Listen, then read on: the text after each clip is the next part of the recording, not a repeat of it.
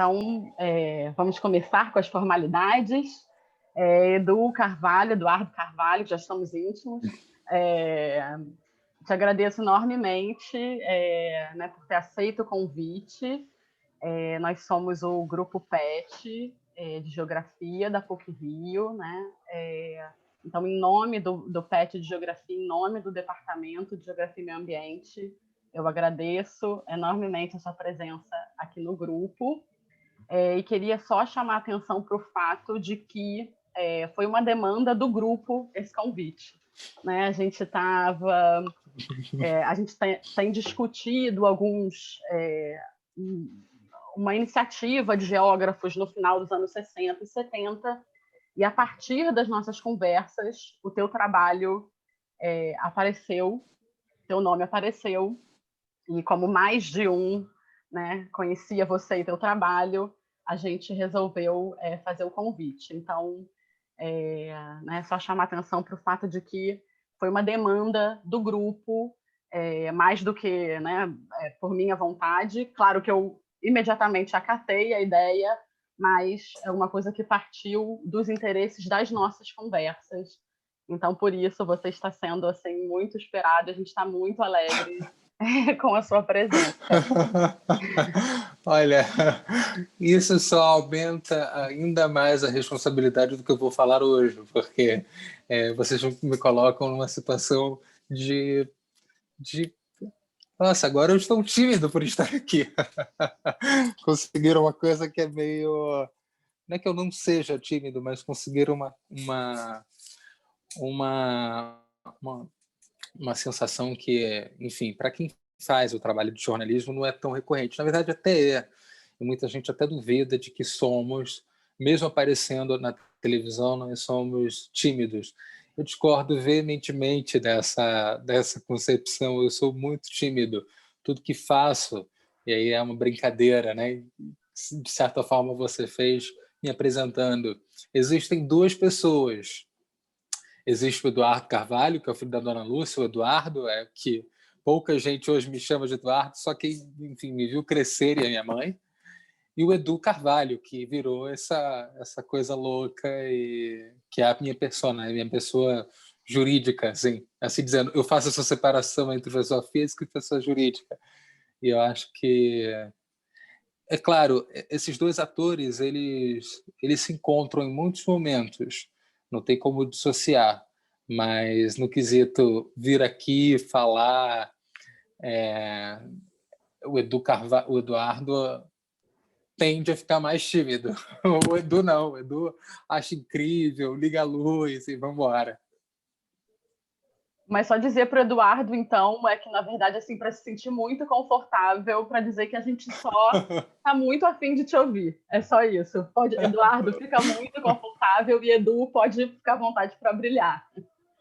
Eu vou passar a palavra para o Pedro, que foi a nossa ponte, e ele vai fazer uma apresentação breve, assim, formal, uma mini bio sua, né, só para quem não te conhece, para quem não pôde pesquisar sobre você, enfim, te conhecer, tá? E aí a gente passa a palavra para você.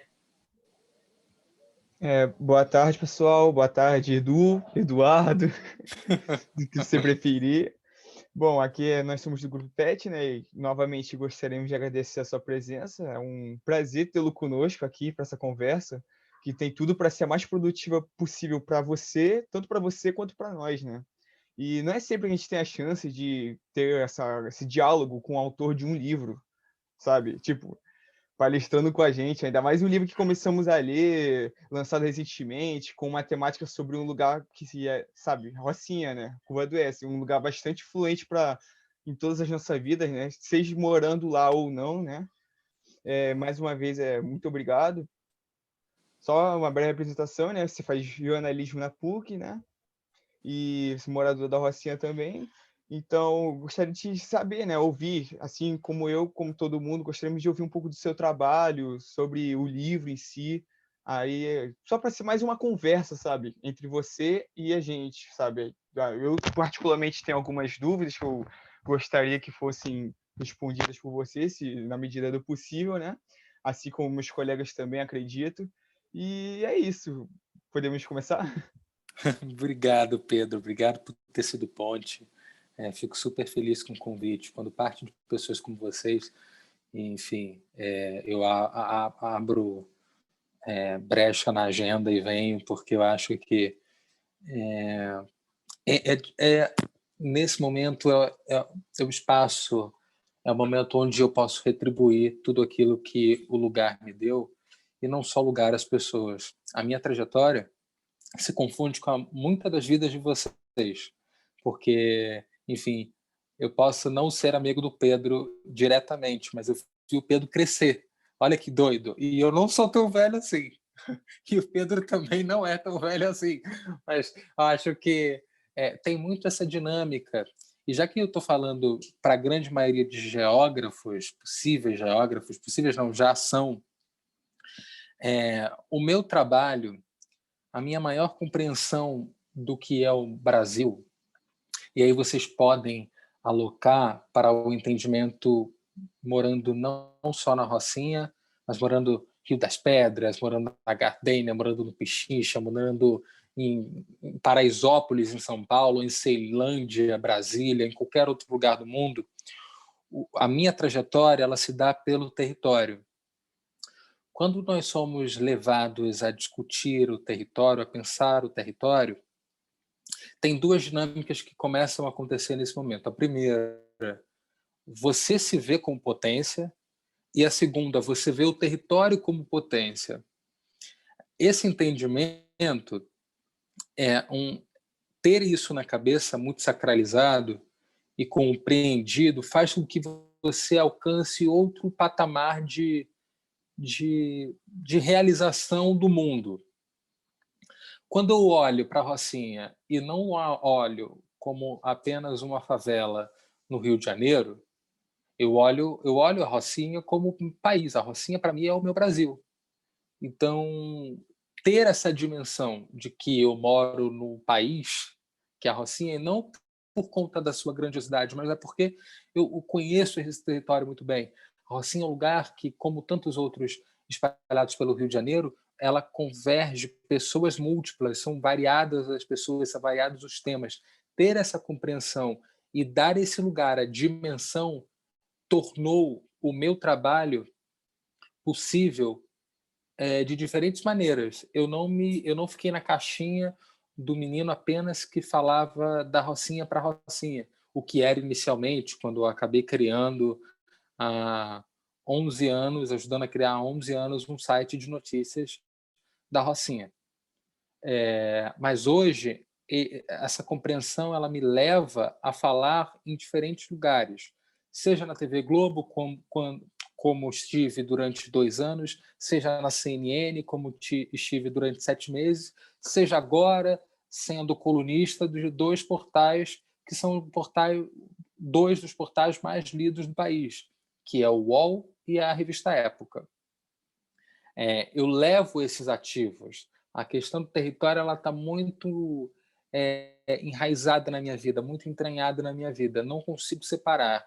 E para vocês que são geógrafos, eu acho que quem pensa isso lindamente e dá todas as ferramentas possíveis para que a gente consiga também aprender o que ele falou e ainda fala, porque a obra permanece viva, e a gente resignifique essa obra, é Milton Santos, que, para além de ser o maior geógrafo brasileiro de todos os tempos, também um grande filósofo. As pessoas precisam ler Milton Santos, as pessoas precisam ter acesso a. Ele é um mestre, e que muitas das questões que vocês vivem, que nós vivemos aqui na Rocinha, ou em diferentes lugares, não só da cidade, mas do país, muitas dessas coisas Milton Santos já falava há 15, 20, 30, 40 anos. E que permanece vivo. Quando você vai olhar, você vai se ver representado, porque, além de ser um geógrafo, no caso de vocês, é um geógrafo negro. Então, ele traz também a dimensão de como pensar o território sendo um ator negro nesse contexto. E, enfim, são dinâmicas e questões que todos nós vivemos porque somos, se não somos, temos alguém muito próximo que é. Então, eu já começo meio que cutucando, assim, falando, é como se fosse um, um incentivo. Olhem para o território local de vocês. Façam do beco que vocês morem, da viela que vocês morem, não só da favela, do bairro, o país de vocês. Vocês são intelectuais. Olha o que é legal de todos nós aqui. Antes da gente entrar na academia, nós já somos por si só. Caiu aqui porque eu tive uma ligação, apareceu uma ligação. Antes de entrarmos na academia, nós somos por si só intelectuais orgânicos. Todos os nossos saberes, eles estão calcados naquilo que a gente aprendeu por conta da nossa vida. E são ativos que só o Pedro vai trazer, que só a Ana vai trazer, que só eu vou trazer. Cada um tem um ativo. E esse ativo eu tenho. Eu dou a nomeação de um saber orgânico. Eu sou intelectual de mim mesmo. Depois eu passo a entrar na academia, e isso eu vou contar um pouco mais à frente. Então, eu passo a ser esse objeto híbrido, esse ator híbrido. Eu circulo entre esses dois lugares, e vocês também. E o bom de circular entre esses dois lugares é você ver de diferentes perspectivas e prismas dinâmicas que aparentemente poderiam ser excluídas, mas não. Elas tornam as camadas ainda... na verdade, elas ganham outras camadas quando você passa a estar nesses lugares, quando você começa a circular, quando você começa a fazer redes. E é muito importante isso, a criação de redes. Se vejam também como criadores de redes. Acho que o inicial é esse incentivo, mais essas dimensões. Se não tem, por favor, comecem a criar para já. Não deixem para amanhã, não.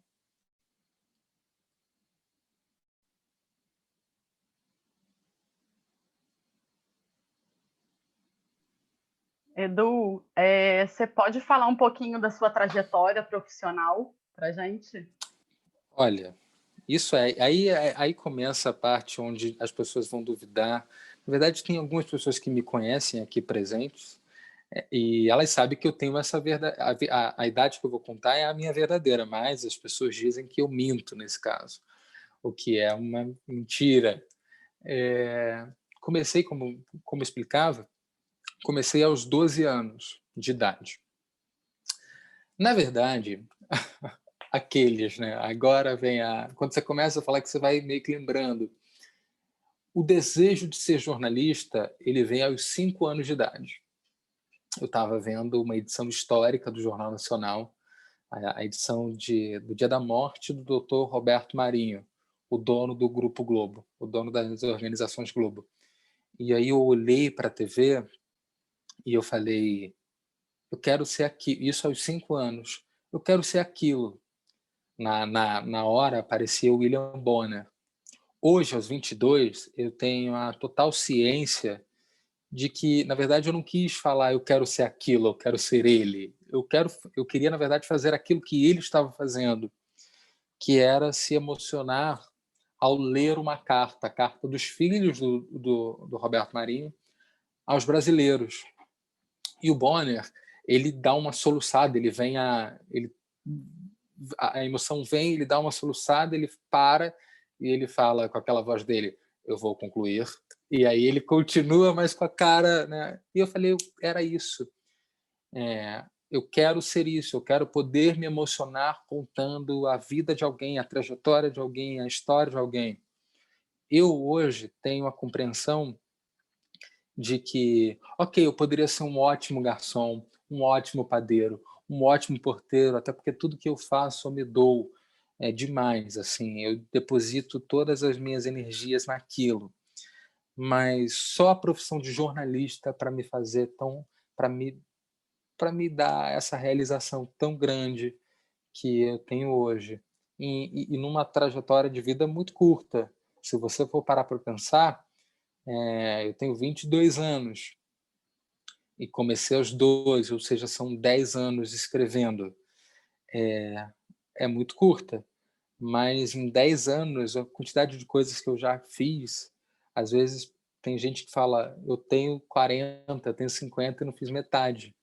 É muito doido também me ver nesse lugar de um empreendedor não, mas um inventor dessas ideias, de todas essas vontades desde muito cedo. E justamente isso, assim, começo com a primeira ideia que é voltada para o território.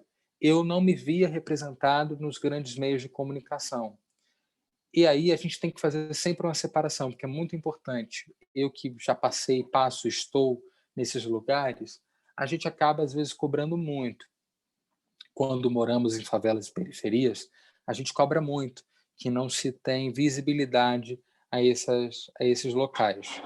Primeiro, são muitas as são muitos os temas a serem debatidos e elaborados a partir desses lugares. Então, às vezes, a gente não tem tempo. Quer dizer, acaba fazendo uma ali, e é pouco, e é claro que é pouco. Porque ao falar da Rocinha, eu estou falando só da Rocinha, não tem como eu falar do Rio das Pedras, eu não tenho que falar como falar do Santa Marta. É pouco, e essas favelas, cada lugar traz a sua característica peculiar. Então tem esse entendimento. E às vezes até tem-se a vontade de falar sobre esses lugares, muitas vezes tem essa vontade, só que a demanda de um telejornal diário, como eu fiquei agora nos últimos meses fazendo, acaba atropelando a nossa vida, porque no meio de um jornal, alguém pode dizer, o simplesmente secretário-geral das Organizações Unidas, das Nações Unidas na área da saúde, pode vir a público dizer, olha, nós estamos com uma pandemia, e esse ser o assunto que vai tocar a vida de todo mundo, e não só ali naquele microcosmo, que é a cidade, o estado, um país, mas o mundo inteiro. Então, assim, não vai ter tempo da gente falar de outra coisa a não ser essa pandemia. Assim como não vai ter tempo se há uma eleição na maior potência mundial, nós vamos falar disso durante infinitos dias, como ficamos nas últimas semanas. E esse vai ser o tema que vai vai reger a nossa vida. E aí você não acaba por não encontrar essas brechas, porque precisa de tempo para dar visibilidade a esses lugares. Fazer para dar 1 minuto e meio, às vezes não é legal, não é positivo. Então, a partir de todos esses entendimentos, veio a vontade de fazer algo que pudesse contar histórias. E eu me vejo como ponte. Não é só o Papa que é pontífice, não. Eu também sou pontífice, porque faço ponte entre as pessoas. Porque a profissão me chamou a isso. Assim, eu sou hoje um jornalista, não porque eu quero que a luz esteja em mim, mas é porque eu quero que, ao contar as histórias, eu possa ser essa ponte que vai uni-las. E essa compreensão veio muito de morar na Rocinha. Porque as pessoas, eu sempre ouvi dizer, são 100 mil pessoas, são 150 e tal, 1000 pessoas, sempre isso, era sempre um número. E aí eu falava, gente, são 100 mil pessoas, são 150 mil pessoas, mas também são 150 mil histórias. Já imaginou? A minha é o que eu falei inicialmente, assim, eu posso não ser amigo do Pedro, mas eu vi o Pedro crescer, entrando no ônibus, entrando na van, fazendo feira com os familiares. Eu conheço o Pedro.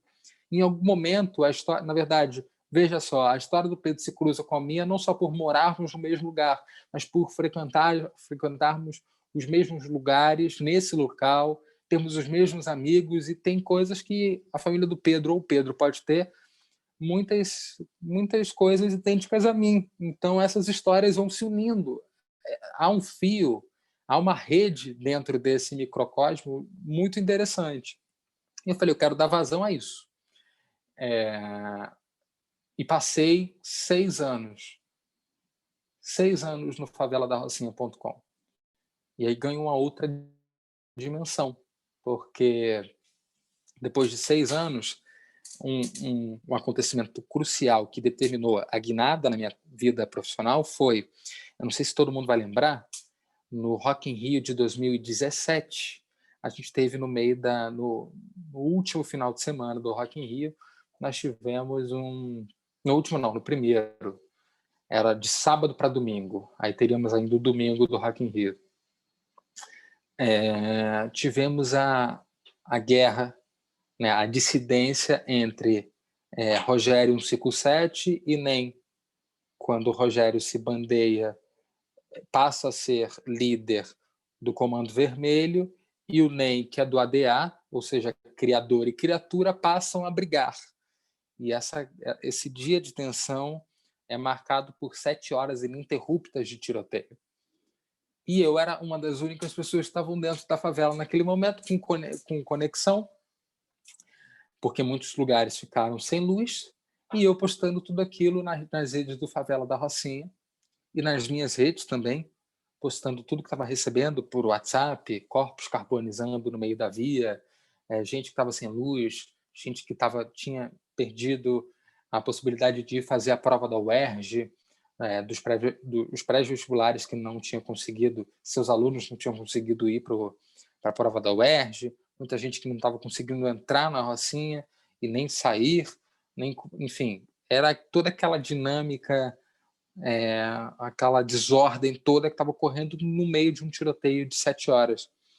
A partir dali, a minha vida ganhou um outro significado, porque eu sou chamado por um amigo meu, muitos de vocês conhecem, o Marcelo Tais, e o Tais me liga à noite e fala: cara, tá todo mundo preocupado com o Rock in Rio, mas eu tô preocupado com as pessoas que estão aí dentro. A gente viu, o Brasil inteiro tá vendo 7 horas ininterruptas de tiroteio. Como é que estão as coisas aí? Amanhã eu tenho uma coluna na Rádio CBN, ao vivo, 15 minutos. Eu vou te dar os 15 minutos. Você vai falar no meu lugar e você vai contar como é que tá. É quase notícias de uma guerra muito particular, mas que também era muito coletiva, porque naquele dia a autoestrada da Lagoa Barra foi fechada. Vocês sabem muito bem, se a gente fecha a autoestrada da Lagoa Barra, o que acontece com o Rio de Janeiro? A única opção de locomoção entre as zonas sul e oeste passa a ser a linha amarela, que também já é meio conflagrada quando se encontra ali na vermelha, que tem Complexo do Alemão, Maré. Então, se você fecha a autoestrada da Lagoa Barra, você só tem um único jeito de circular pela cidade. Porque até mesmo quem pensa, vinha pela Niemeyer, não vinha, porque como é que vai passar? Então, tinha essa questão, era o Rio de Janeiro todo com os olhos voltados para o que estava acontecendo na Rocinha. 2 dias depois, na verdade, um dia depois, minto, na manhã da segunda-feira eu falo no lugar do Tais na CBN,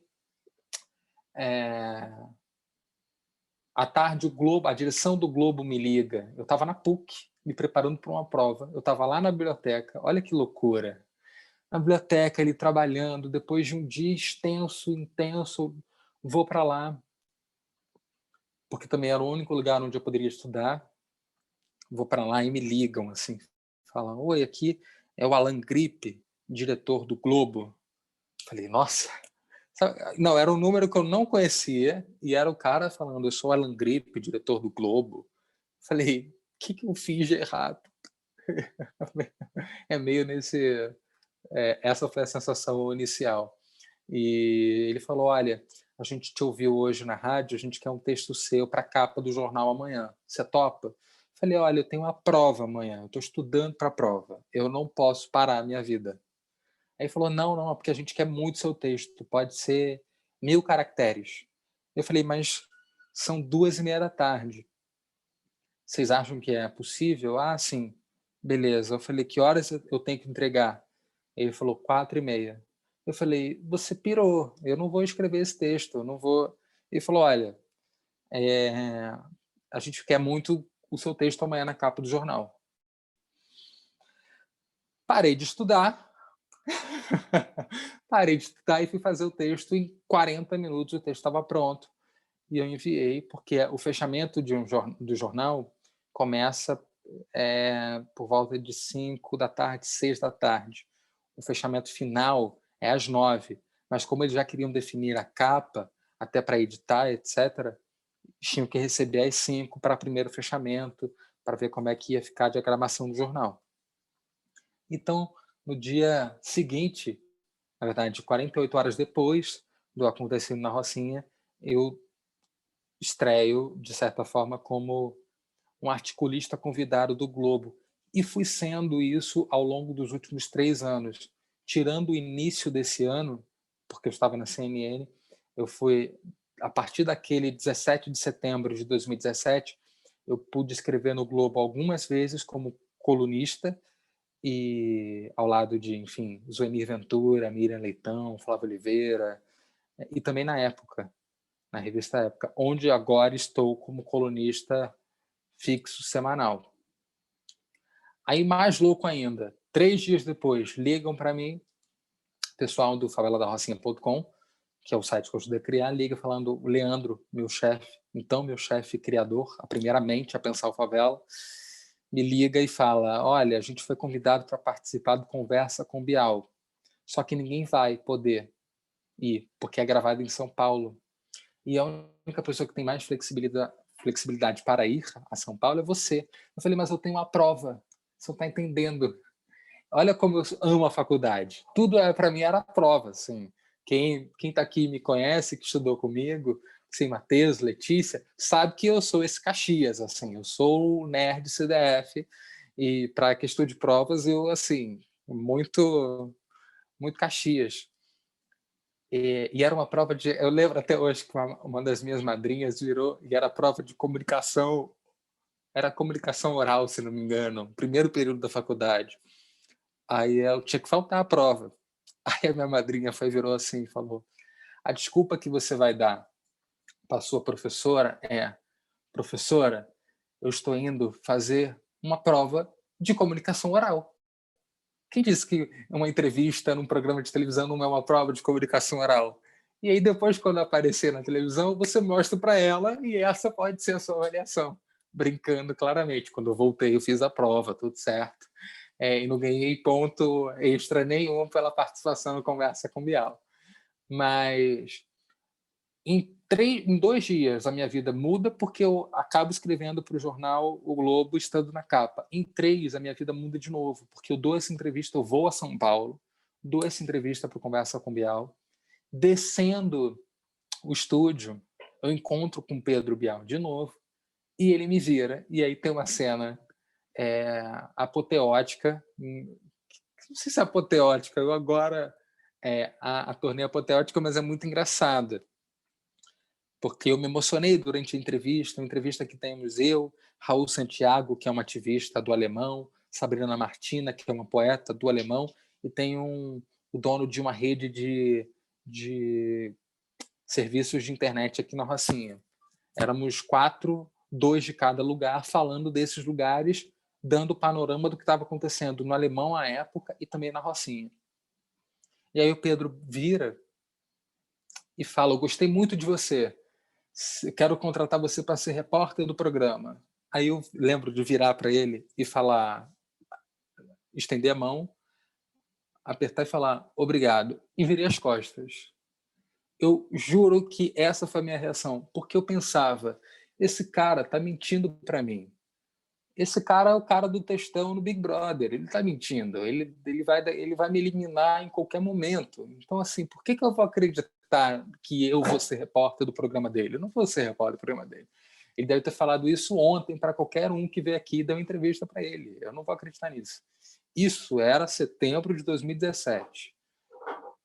Primeiro final de semana de 2018, a diretora do programa, vou contar essa que é muito mais engraçada. No primeiro domingo do ano de 2018, eu fui fazer um projeto com uma amiga e a gente gravou esse projeto no IMS, aqui na Gávea, Instituto Moreira Salles. E a Larissa me contava assim: a Luna, namorada dela, o pai da Luna tem uma loja na Cobal do Leblon. E o Bial é cliente dessa loja e ele foi lá no dia 24, no Natal, na véspera de Natal. E eu estava lá. E eu falei: olha, você entrevistou um amigo meu. E aí ela falou assim, que o Pedro respondeu: muito bom você ter me lembrado do Edu, porque eu quero falar com ele, eu quero chamar ele para ser repórter do programa. Corta. Isso domingo, primeiro domingo de 2018. Mais uma vez, uma segunda-feira. Fui trabalhar, fui fazendo todas as coisas que tinha que fazer, cheguei em casa moído. Abri o Instagram, tinha lá mensagem, solicitação de mensagem. Era a diretora do programa. Oi, eu sou Mônica Almeida, a gente queria te convidar para ser colunista, comentarista do programa. Eu falei, olha, tem alguma câmera me perseguindo, me escutando, tem algum escuta aqui perto.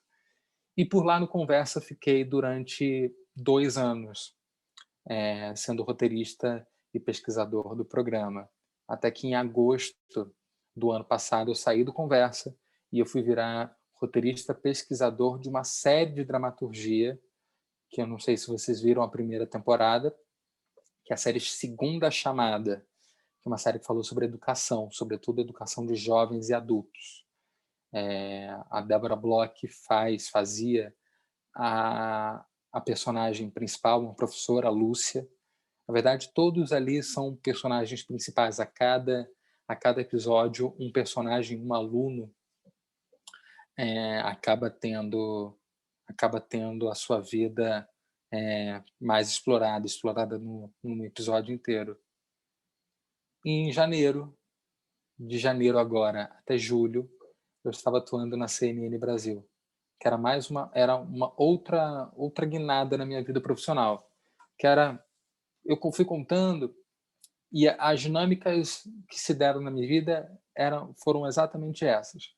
Era eu, o menino, inicialmente, dos 12 aos 17, que escrevia da rocinha para rocinha, ou seja, falta de luz, falta de água, já cobri desfile de cães e gatos na Via Ápia, para quem mora na rocinha. Veja bem as coisas que eu já fiz. Corrida, já fiz 3 vezes corrida, cobertura, rocinha de braços abertos, e, enfim, outros eventos que aconteciam. Em 2017, quando eu começo a escrever para o Globo, é o menino da rocinha contando para o Rio de Janeiro. É uma outra dinâmica. Como é que eu apresento essa favela para quem não mora, quem mora na Baixada?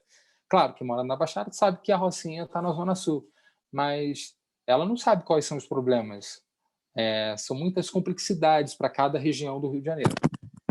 E quando eu vou para o Conversa, eu chego num outro patamar, que agora era eu falando, também no Conversa e no Globo, falando do Rio de Janeiro para o Brasil. Questões que aconteciam na cidade, Baixada, Zona Oeste, Zona Norte, Zona Sul, contando para o Brasil.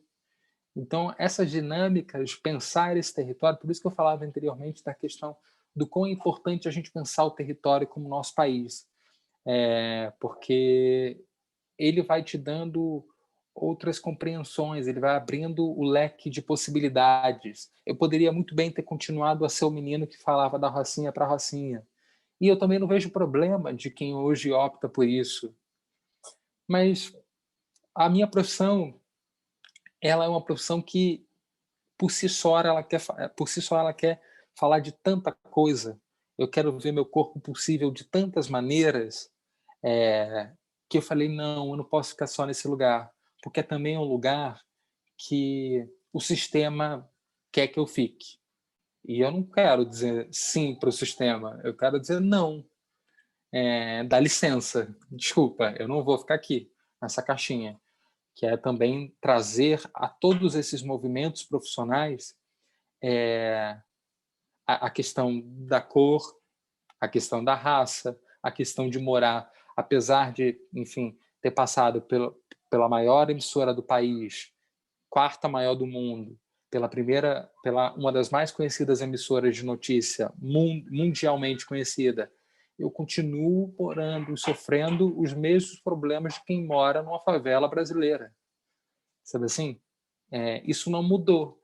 O meu corpo se tornou visível nesses lugares, eu me tornei uma pessoa conhecida, mas algumas coisas, muitas, eu continuo sofrendo. E como é que era lidar com isso? Ser esse híbrido, né? Porque ao mesmo tempo que eu estava na TV, de terno e gravata, falando sobre coronavírus ou sobre os números da pandemia no quesito econômico, quando eu voltava para casa às 5 da manhã, eu tinha medo de subir com um tripé. Porque eu falei, em algum momento, pode ser que algum policial ache que esse tripé é uma metralhadora e eu posso morrer. Porque eu estou voltando do trabalho e esse é o meu instrumento de trabalho. Sabe, assim, era trazer isso e levar também isso nesses lugares. Eu acho que a minha trajetória profissional é uma trajetória calcada nisso, nas dinâmicas de mão dupla, onde eu levo questões e esses lugares me trazem questões, eu também levo muitas delas e a gente acaba fazendo um bem bolado para que, enfim, grande parte das questões negativas sejam aniquiladas.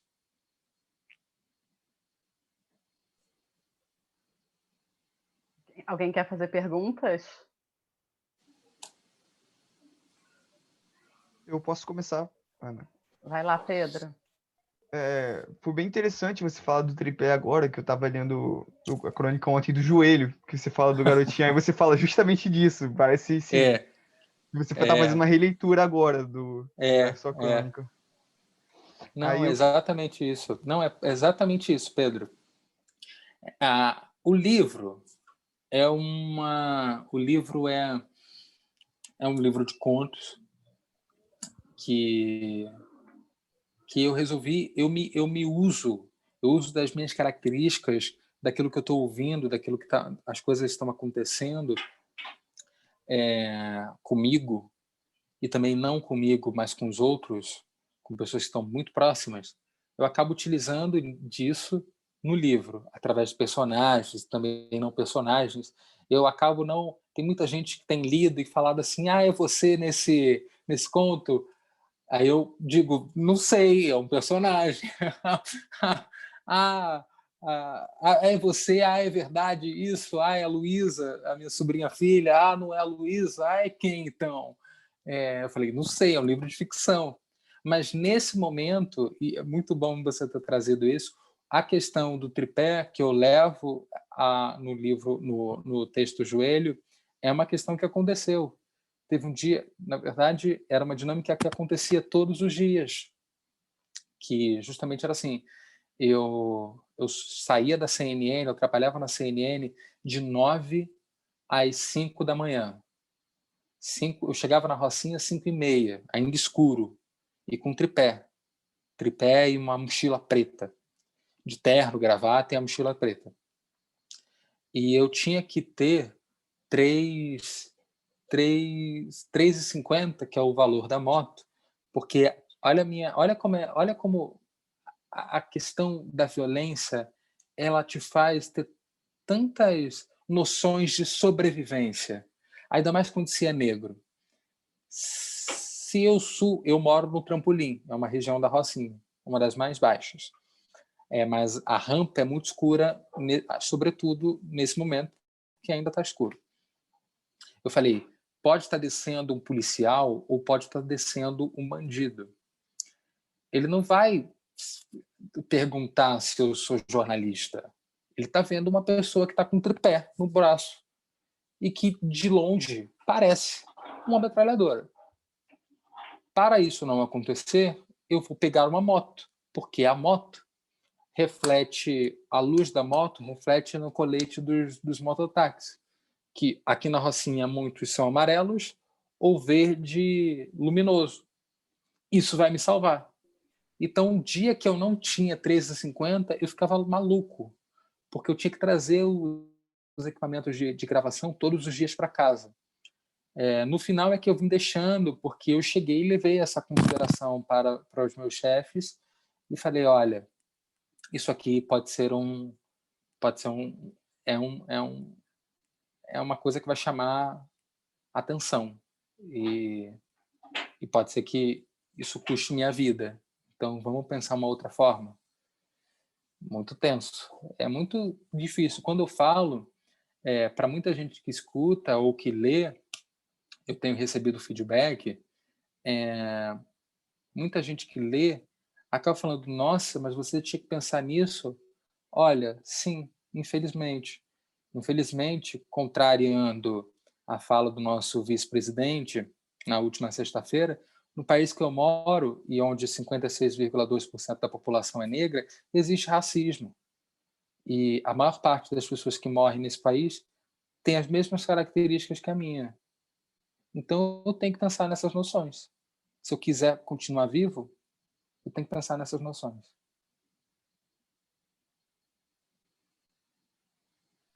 Edu, sugeriram aqui no chat da gente fazer tipo bloquinho de pergunta. Pode ser? Beleza, beleza. E até que horas você está disponível? Para a gente não te...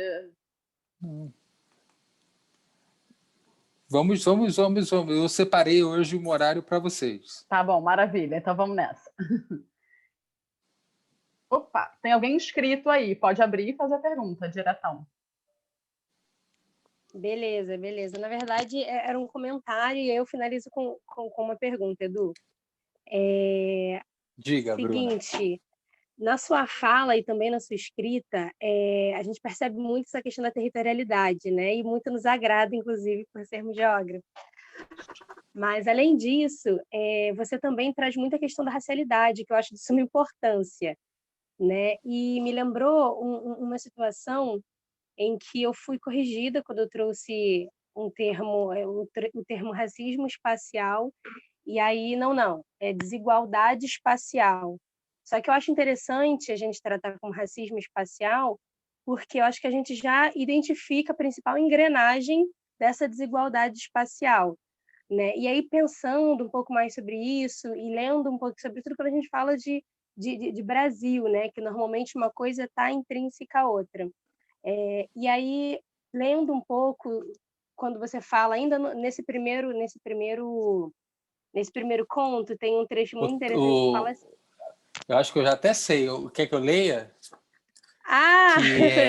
Que Escrevi aqui, eu acho que é a parte onde eu falo que quando a gente vai entrando nos becos, a desigualdade vai aumentando? Você fala também disso, mas eu destaquei uma outra frase aqui.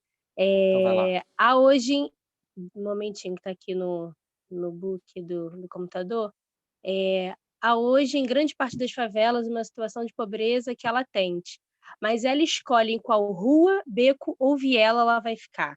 Né? E aí, quando você traz, eu passei o primeiro ano morando no 99, eu sou da Baixada Fluminense, sou de Duque de Caxias, mas o primeiro ano eu fiquei no 99 até por ser mais próxima à PUC, né? E aí eu conheci um pouquinho, queria conhecer muito mais, mas conheci bem pouco. E por mais que a Rocinha, né, tenha muitos desafios ainda para enfrentar, né, toda essa questão da pobreza e tudo que mais envolve, ainda assim existem várias camadas dentro da Rocinha, né? Quem mora mais próximo da passarela lá embaixo, em São Conrado, quem mora próximo à Estrada da Gávea, e quanto mais sobe, mais complicado é. E isso está diretamente ligado à cor, né? As pessoas... Não, eu ia falar isso. Uhum. Muito bom você tocar. Poxa, Bruna, que sensacional. Eu vinha pensando sobre isso nos últimos dias. Você percebe nitidamente que as pessoas que moram nas partes mais baixas da favela são as pessoas mais brancas. E as pessoas que moram no pico, aqui na Rocinha, sobretudo, são as de pele, são os não brancos, são os mais retintos.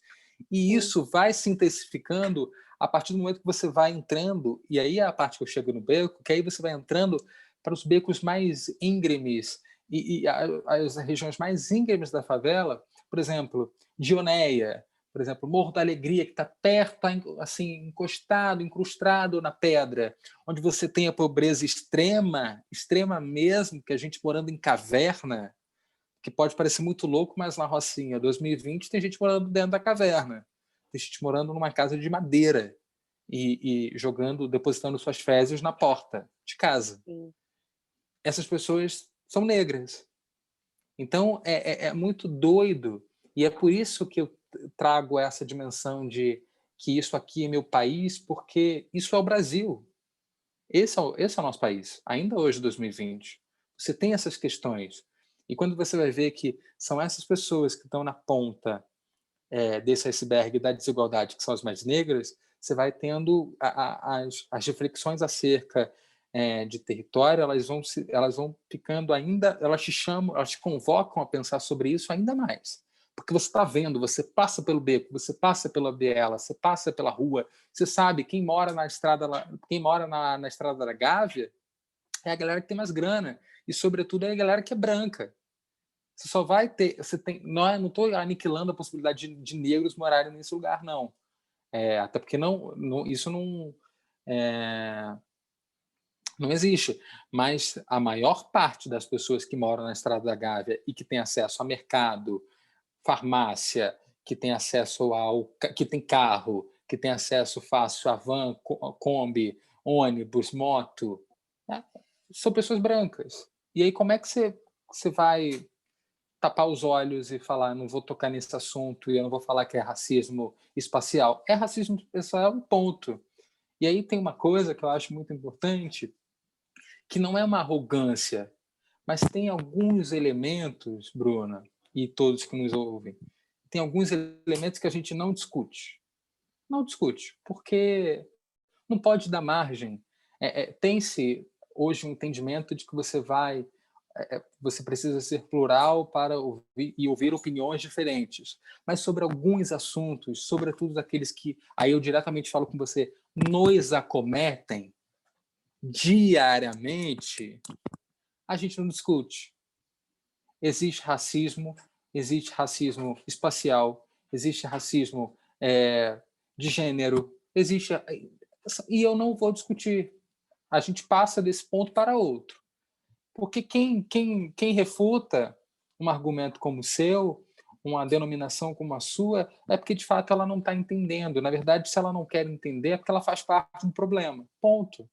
E eu não vou discutir sobre isso. Se o outro não está aberto a ter esse entendimento, a entrar comigo nessas camadas de reflexão, não sou eu que estou errado, eu que sou acometido diariamente, impactado diariamente por essas questões, não sou eu claramente que estou errado, é o outro. Não é que ele esteja errado, mas se ele não quer vir comigo pensar soluções, eu não posso, é porque ele realmente faz parte do problema e eu não posso querer obrigá-lo a... Porque senão, vira... Aí a gente vai para os extremos, aí vai para a polarização e a gente não consegue solucionar os problemas. Mas muito bom você trazer isso, porque eu estava pensando muito nisso. E eu acho que é de extrema importância que se faça uma pesquisa, porque isso, para mim, para você, nós sabemos disso, mas a gente não tem ainda nenhuma pesquisa que fale, tá aqui. Eu, essa semana, eu juro, eu tinha que escrever a crônica de sexta para a época, falei, eu vou falar sobre isso. Aí falei, cara, não tem pesquisa. Eu fui procurando, não tem. E nós que estamos na academia, a gente tem que batalhar para trazer essas questões.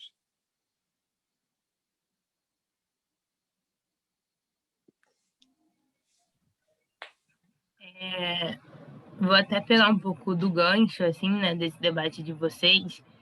Na verdade, eu quero falar várias coisas, assim, vou fazer alguns comentários e depois tentar encaminhar um pouco para a sua fala, assim, também tentando trazer um pouco disso. Mas a primeira coisa que eu queria comentar, assim, na verdade, é um pouco... É Marina? Isso. Oi, isso. Marina. Você fala de onde? Você é de onde? Falando de Botafogo. Botafogo. Eu gosto muito de Botafogo. Eu tô quase virando seu vizinho. Eu também gosto. Mas é até interessante, assim, se perguntar de onde eu falo, porque essa minha fala inicial tem muito a ver com isso, A primeira vez que eu fui na Rocinha foi ano passado, ano retrasado, assim. Já tinha ido em outras favelas por aqui, Santa Marta e tal, mas, assim, com naturalidade, assim, Nunca foi uma questão muito grande para mim. Morei minha vida toda em Santa Teresa, então, em Santa Teresa você está basicamente dentro, É uma geografia que te coloca dentro mesmo dessa dinâmica, assim, mesmo que a vivência do dia a dia seja diferente, Mas a paisagem é muito parecida. E aí, a primeira vez que eu fui na Rocinha, é até bom o Vinícius estar aqui, porque eu lembro que eu fiquei assim, a minha primeira sensação quando eu cheguei, a gente estava na laje de um amigo nosso, e eu lembro que a primeira sensação quando eu cheguei foi, tipo, cara, é enorme. E, tipo assim, ela te engole, assim, Tipo assim, ela te traz para dentro, de fato, Tava de noite, então, tipo assim, eu lembro que eu fiquei deslumbrada, porque pela minha cabeça só passava, cara, cada casinha dessa tem uma família, cada casinha dessa tem uma pessoa. Então, tipo... E aí eu comecei a ter um misto de sentimento de, tipo, será que isso é agoniante ou será que isso é confortante, né? E aí eu cheguei à conclusão que para mim era confortante. Porque eu sou uma pessoa que não gosta de ficar sozinha. Eu gosto de olhar para o lado e ter gente, saber que tem gente ali. Então, eu fiquei ali horas pensando, cara, tipo, como é de fato deslumbrante. Aí eu acho legal que você coloca, eu acho que é enfim, não sei qual crônica, mas quando você está falando justamente dessa sensação que você tem quando você está chegando na Rocinha, assim, e foi um pouco disso, assim, que eu tive, né? Eu não tenho essa identificação do dia a dia, mas eu acho que até a geomorfologia mesmo, o formato do Morro da Rocinha te traz para dentro, né? Tipo assim, você olha de cara, assim, e você se sente dentro daquilo ali. E aí, eu queria, na verdade, fazer duas perguntas principais, assim, que você falou muito de como que você, da potência, né, da sua potência, né, quando você se identifica, né, nessa trajetória territorial, e aí como você se vê como potência e como você vê o território como potência também, né, e assim, o meu entendimento de potência parte muito da possibilidade de mudança, né, então, quando a gente entende a potência, a gente entende que nós somos atores, né, nós somos atores dessa mudança, e quando a gente entende território como potência, a gente entende que o próprio território é ator dessa mudança, né? Essa é um pouco da minha visão do que eu entendo como potência. E aí também depois você falou da questão dos atores híbridos, e você coloca muito a sua trajetória nessa hibridez e como você como você é uma potência que partiu desse território, né? E aí a minha primeira pergunta, na verdade, eu queria entender um pouco como que você colocou muito como que você é visto nesses espaços que você está fora da Rocinha, e aí também pensando um pouco no que a gente estava estudando aqui no PET, que a gente vem estudando um autor que se chama William Bung, e ele faz um trabalho muito territorial mesmo, né, numa favela nos Estados Unidos. E aí ele faz muito esse trabalho de pesquisa, né, e tal. Mas ele não é de lá, efetivamente, mas ele faz esse esforço de mobilizar as pessoas de lá. Então, e aí tem várias vezes a gente se encontrou nesse debate de como a academia é vista e de como esse processo de estar fora é visto dentro da Rocinha. Então, eu queria saber também um pouco como que essa sua explanação, como que esse seu se colocar para fora é visto dentro desse território, como que as pessoas te entendem dentro disso, assim, né? Como que a sua imagem, o que ela reflete para as pessoas que estão dentro da Rocinha e tal. E só para finalizar, eu até compartilhei com o pessoal, eu vi, na verdade, a sua não sei se foi sua coluna, mas o texto sobre a morte do João Alberto. Então, e aí eu queria entender assim, um pouco também, sem querer pesar muito, mas entender como que esse tipo de notícia, né, que também tem muito a ver com jornalismo, mas como que esse tipo de notícia e esse tipo de situação se coloca dentro desse território, né? E como que ele se diferencia, por exemplo, da morte da violência policial, que é mais enfrentada, tipo, do dia a dia, assim, né? Não naturalizando, mas como que esse fato se diferencia, assim. Enfim, espero que tenha ficado claro. Desculpa, galera, foi muito. Não, você trouxe... Ai, Marina, você trouxe noções muito importantes. Primeiro que eu concordo, quando eu penso o território e eu vejo como potência, é exatamente o que você traz. Ele também é ator dessa transformação. E aí, o que eu, enquanto indivíduo e também coletivo, mas eu não acho que não é só importante a gente pensar coletivamente, não. Acho que é importante a gente, nesses territórios, fazer redes. Nós temos que fazer redes. Acho que essas ações elas acontecem porque nós estamos em redes, e não só redes aqui, redes sociais, não, mas ou circular a cidade, montar estruturas de teias que se conectem. porque pensamos individualmente essa potência, porque somos essa potência, pensamos, e porque queremos que esses lugares que nós fazemos parte, e também aqueles que não, sejam vistos como. Então, esse seu entendimento é Milton Santos, ponto. Você agora baixou Milton Santos. Olha, o lugar do híbrido é muito difícil. É muito difícil para mim, pessoalmente, assim, porque eu falei muito como eu sou visto desse lugar. Na verdade, eu sou visto para esses lugares onde estou como híbrido, mas para o lugar de onde eu faço parte, tem uma questão, uma noção de... Primeiro que muita gente se orgulha de me ver entrando na academia, e creio que muitos daqueles que moram em favelas ou periferias aqui do Rio de Janeiro, e também em outros cantos do Brasil, tem muito essa questão, né? Ele chegou lá, ele foi aquele que chegou lá, ele é um menino que, se ele conseguiu, a gente também consegue. Mas no primeiro ano que era o meu primeiro ano da faculdade, até primeiro período, tudo aconteceu na minha vida no primeiro período da PUC, assim, foi um negócio muito doido. E semanas depois de entrar na faculdade, tinha entrado na PUC, já era uma uau, assim, olha, eu vou contar para você ver, eu vou dar um exemplo muito importante, eu vou dar um exemplo que eu contei já uma vez só, para você entender o que eu estou dizendo. Primeiro período da PUC, eu estudava à noite, estava de tarde, mas eu voltava à noite, eu ficava horas na biblioteca, porque eu ainda não tenho hoje espaço para estudar, não tem quarto, então tudo que eu faço é na mesa de jantar. Então eu ficava horas na PUC, a aula acabava às 7, eu ficava até 9h30, 9h30 e vinha para casa. E nesse primeiro período da faculdade, foi o período onde eu participei do Conversa com Bial, e aí depois alguns outros programas dentro da TV Globo. Eu já estava na TV Globo como jovem aprendiz, mas não tinha nada a ver com entretenimento. Eu era jovem aprendiz em finanças e infraestrutura. Pensa, eu fazendo faculdade de jornalismo, cuidando das finanças da TV Globo. E eu sempre voltava muito tarde para casa. E teve uma vez que eu passei por uma região, para quem mora na Rocinha vai logo saber, eu passei pelo Escadão da Vila Verde. E ali, ainda hoje, tem uma boca de fumo. Aí eu tô subindo, assim, já cansado, acho que era uma quinta-feira.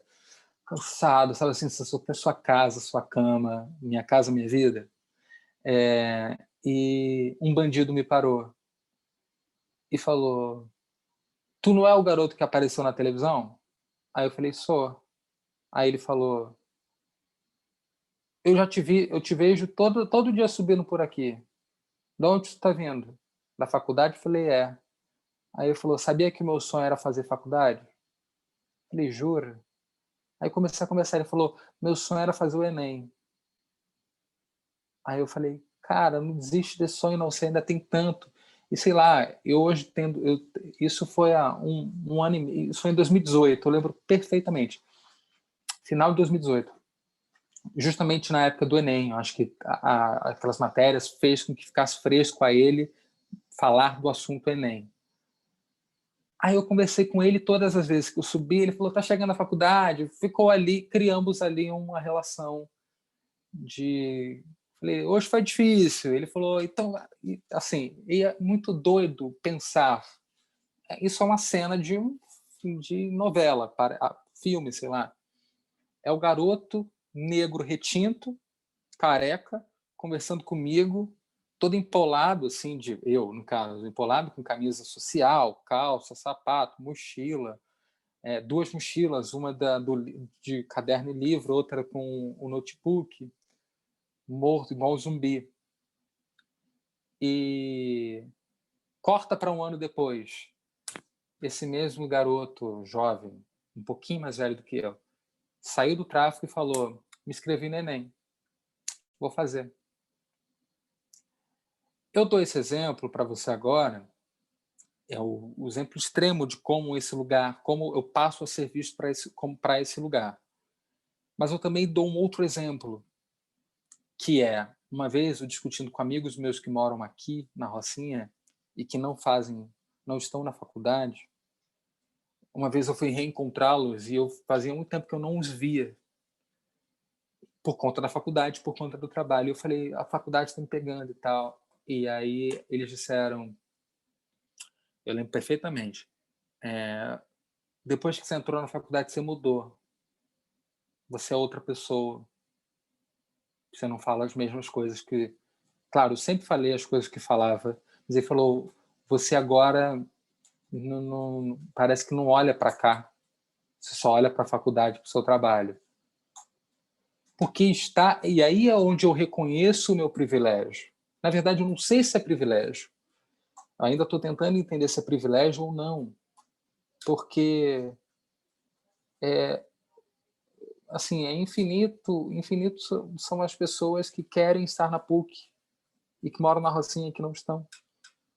É infinita a galera que está na Baixada e que quer estar na PUC e não está. E aí a gente acaba... Algumas dessas pessoas, poucas, acabam entrando nesses lugares. E aí vem o regime da exceção.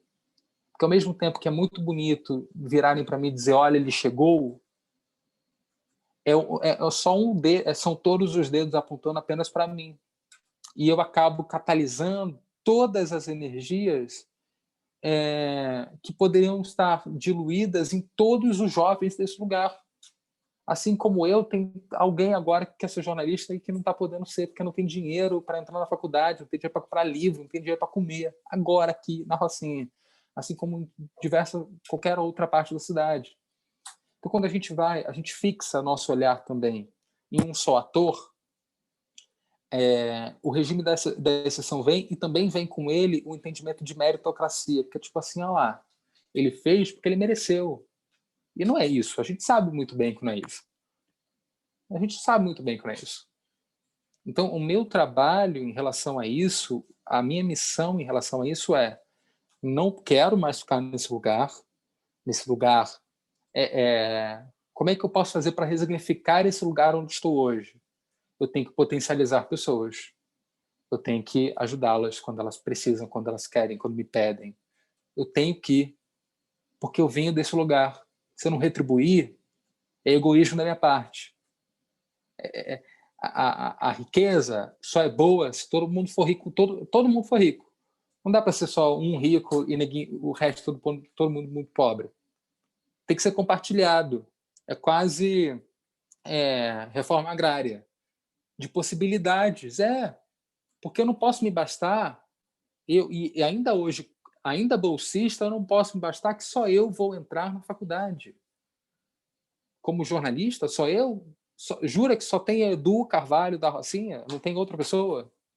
E se não tem outra pessoa, por que não tem outra pessoa? E aí vamos entrando nessas perguntas, vamos aprendendo a respondê-las, e aí também vem a ação, porque assim, ok, tem mais pessoas, então o que eu vou fazer para fazer com que elas entrem lá? O que eu posso fazer? É a bolsa, não é? Porque hoje a principal questão para conseguirmos mudar a trajetória da desigualdade no país, Marina, não é mais só oportunidade, é oportunidade alinhada a acesso. Não tem como eu, enquanto reitor da PUC, apenas criar bolsa. Beleza, criei bolsa. E aí? Como é que a Bruna da Baixada vai conseguir? Ela vai conseguir sair da Baixada todo dia para ir para a PUC na Gávea? Ela tem dinheiro para isso? Ela vai ter onde dormir? Ela vai ter uma vida... ela vai ter enfim, saúde mental para conseguir fazer isso? Estar na PUC 7 da manhã, estudar até 5 da tarde e voltar para casa e chegar em casa 11 da noite? Ela vai ter saúde mental para isso? Então, se ela não vai, o que a gente pode fazer? A gente dá uma bolsa e a gente preferencia essa bolsa para que ela more mais perto. Beleza, entrou na faculdade, temos a bolsa. Como é que ela estuda? Ela tem notebook? Então é isso, é oportunidade mais acesso. Minha missão hoje, enquanto pessoa, eu vou usar privilegiada, mas ainda acho que não é privilégio, porque é um direito meu estar na faculdade e ter acesso à educação. É um direito meu circular a cidade. Não é privilégio, é direito.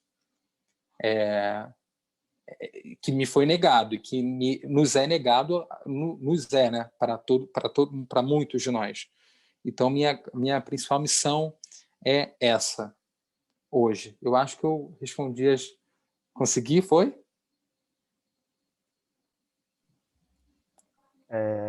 Oi, Edu. Matheus. É um prazer escutá-lo e vê-lo novamente, né? Sinta-se abraçado, aquele abraço que você sabe, né? Que todas as manhãs no ensino médio tive a oportunidade de te abraçar, enfim. Fico muito feliz com você aqui. Isso lá no século Há passado, muito tempo atrás. quando podia abraçar as pessoas. Você como que é velho, né? Então, Edu, muito obrigado pelo convite, tá? Pelo convite, ó. Muito obrigado por aceitar o convite. E, enfim, fico muito feliz com você aqui e dividir esse espaço um pouquinho com você, né? Eu tenho algumas questões aqui que foi levantado já, que você já respondeu. Mas eu fico muito feliz, assim, eu li os primeiros contos e como você descreve a paisagem da Rocinha, a diferença entre os bairros que fica próximo, São Conrado, Gávea, eu achei muito maneiro, assim. Eu me senti dentro da Rocinha. E achei isso genial. E o jeito que você descreve a paisagem também é muito interessante, assim, que, como eu falei, eu me senti dentro da Rocinha. Mas, enfim, todas as favelas, né, têm suas particularidades, mas mesmo assim, algumas coisas ligam as favelas entre si. Ao ler o seu conto, né, eu revivi muitas coisas, muitas imagens assim me veio à cabeça quando eu era pequeno, tipo, como eu era criança, eu explorava mais o território de onde eu moro, dos becos, brincava com meus amigos, enfim, eu explorava alguns lugares que praticamente eu não exploro hoje em dia, né? Enfim, quando a gente é criança, a gente consegue explorar mais a favela onde a gente vive.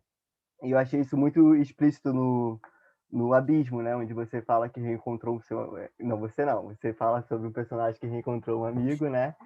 Isso aconteceu, isso é verdade. Isso é verdade? É verdade. Então, e fala um pouco do afeto que você tem da Rocinha, né?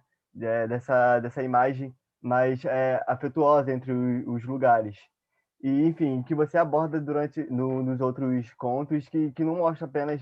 É importante, né, falar da desigualdade, das questões problemáticas, assim, mas também você mostra o lado bom, um lado do afeto que você tem.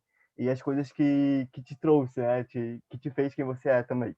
Porque algumas coisas, como eu já conheço você, né, já me lembrei de você. Então, não é muito difícil de esconder.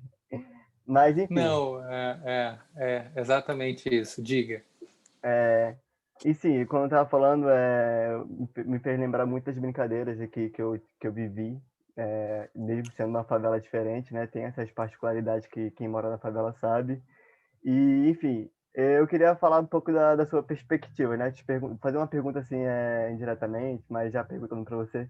Na sua perspectiva, ao escrever, tipo, ao andar na Rocinha, você tem algum lugar específico que te faz lembrar muito da sua infância? Tipo, um lugar que é memorável para você, que toda vez que você passa para aquele lugar, você já olha, me dá umas lembranças assim de quando eu era criança, que eu explorava mais esses espaços. A curva do S. É sério. Olha, primeiro, muito bom trocar com você. Eu fico muito feliz mesmo. É um prazer. Puxa, que honra de falar com você depois de tanto tempo. Mas você sabe uma coisa, Matheus, que eu faço, vocês, né? Sabe uma coisa que eu faço? Às vezes a dinâmica do dia faz com que eu não tenha tempo para circular o local, né? Então, eu escolho pelo menos 3 vezes na semana ou 2 vezes na semana ir para qualquer lugar. Por exemplo, eu tenho que ir para a PUC. Para a PUC fica mais rápido ir pela autoestrada Lagoa Barra, porque eu vou chegar em 10 minutos. Aí eu falo, cara, eu preciso saber o que está acontecendo na Rocinha. Como é que eu faço isso? Eu pego a van e eu pego o ônibus. E eu fico 30 minutos dentro do ônibus. E eu vejo tudo que está acontecendo. É claro, tudo está acontecendo dentro da estrada da Gávea, mas é uma forma de me manter conectado, de falar, olha, esse mercado não existia aqui semana passada, já está existindo. Eu faço muito isso, esse lugar. E quando não faço de ônibus ou moto, quando eu faço de ônibus ou van, eu faço de moto. Que eu gosto tanto de moto que virou um conto. Porque para eu me sentir pertencido, eu gosto muito de andar. Às vezes, quando eu estou na Gávea, que eu tenho tempo, eu subo a Rocinha, ao invés de pegar o transporte, eu subo. E é uma caminhada de 40 minutos. Eu desço, eu subo a Rocinha e desço. Para me sentir, eu desço e entro nos becos para me sentir vivo ali. Para estar ligado em tudo que está acontecendo e para que eu não... Porque eu passo mais tempo, às vezes, tanto fora quanto... Eu passo mais tempo fora do que dentro, viajando, trabalhando, e eu preciso... Esse lugar me dá muito para escrever, me dá muitos ensinamentos diários. Então eu falo, olha, hoje eu vou pegar um ônibus, e eu vou, entro, e aí é um rito, assim, entro no ônibus, boto o fone, finjo que estou escutando música, eu não estou escutando a conversa da pessoa que está do lado, e aquilo dali já vira o personagem, ou vira o tema de algum texto que eu vou escrever. Na feira, vou na feira, eu preciso ir, lógico, hoje guardadas as proporções, porque a gente está na pandemia, mas eu escolho fazer isso, assim, porque me dá a sensação de que eu estou vivo e do lugar. Eu não posso estar distante desse... Eu não posso estar dentro desse lugar e, ao mesmo tempo, tão distante dele. E, respondendo à pergunta, foi justamente por isso que a gente pensou no nome do livro. Quer dizer, a gente pensou em algumas opções para o nome do livro, mas o lugar, para mim, que mais, enfim, muito peculiar da minha história, de todas as coisas, é a Curva do S.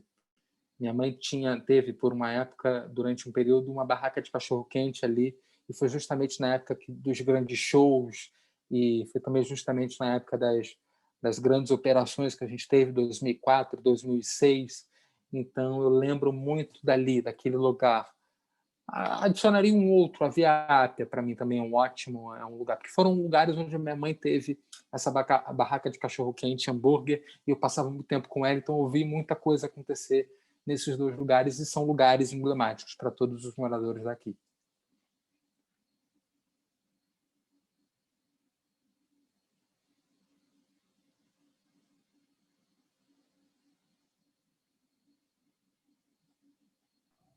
Vai, Helena. Eu fiquei falando com o microfone fechado. Um clássico. Edu, eu queria te perguntar como que foi o processo de escrita do livro. Se você já tinha esse plano antes da pandemia ou se foi uma vontade que surgiu a partir da coleção, né, Ensaios sobre a Pandemia. Helena, você faz uma ótima pergunta, muito obrigado. Eu vim há 3 anos fugindo do convite. 2 editoras queriam me publicar, a Todavia, que foi a que me publicou agora, e a Companhia das Letras. E eu fui convidado há 3 anos para... Só que eu não queria, eu falava, para que eu vou escrever? Há 3 anos eu tinha 19. Falava, por que eu vou escrever um livro? Eu escrevi um livro de 19 anos, não faz sentido escrever um livro aos 19 anos, o que eu vou dizer? Não quero, não vou. Mas tem, para mim hoje, depois de muita análise,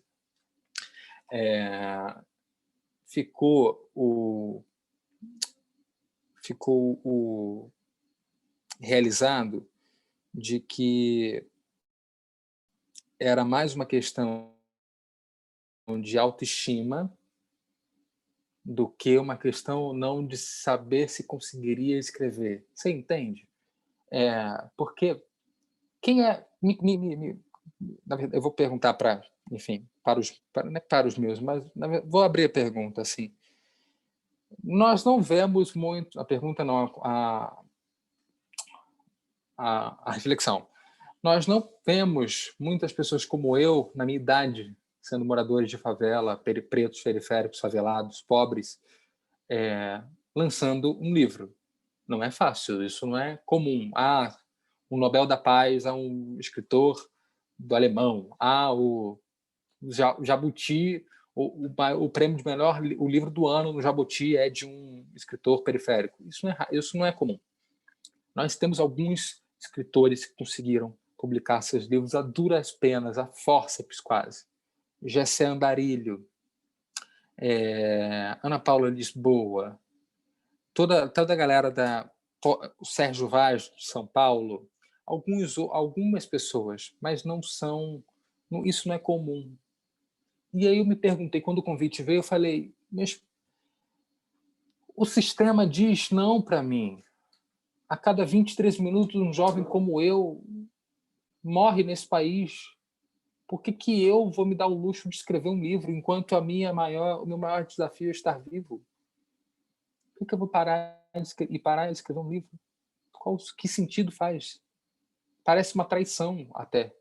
Porque enquanto eu estou vendo um amigo meu morrer por baleado numa operação, e aí bala achada, não é bala perdida, eu vou escrever um livro? Enquanto eu estou inteirando dinheiro para pagar o enterro de uma pessoa no Alemão, eu vou escrever um livro? E essa pessoa poderia ser minha sobrinha? Por que eu vou escrever um livro? E aí tem um acontecimento anual aqui no Rio de Janeiro, que já, enfim, já chegou nessa escala nacional, que é a FLUP, a Festa Literária das Periferias, onde pessoas periféricas, pretas, mulheres, homens, trans, gente diversas, sabe assim? Todos que partem desse lugar se encontram e durante quase uma semana pensam a produção da literatura brasileira com diversos autores. E foi ali, eu vi a FLUP nascer e participei em alguns momentos como mediador, como consultor, e eu via naquela galera uma vontade de contar as suas histórias e de contar realmente o que acontecia, porque elas seriam as verdadeiras autores dessas suas histórias, né? Histórias das suas vidas, histórias das vidas de pessoas que são como elas. E ali eu entendi a importância de escrever um livro. Porque assim eu posso puxar outro que queira escrever também, e esse outro vai puxar outro, e esse outro vai puxar outro. Então, depois de 3 anos, foi muito doido, porque eu fiquei isolado, eu tive Covid, fiquei isolado durante 18 dias, e o meu isolamento terminava na semana do meu aniversário, numa quarta-feira.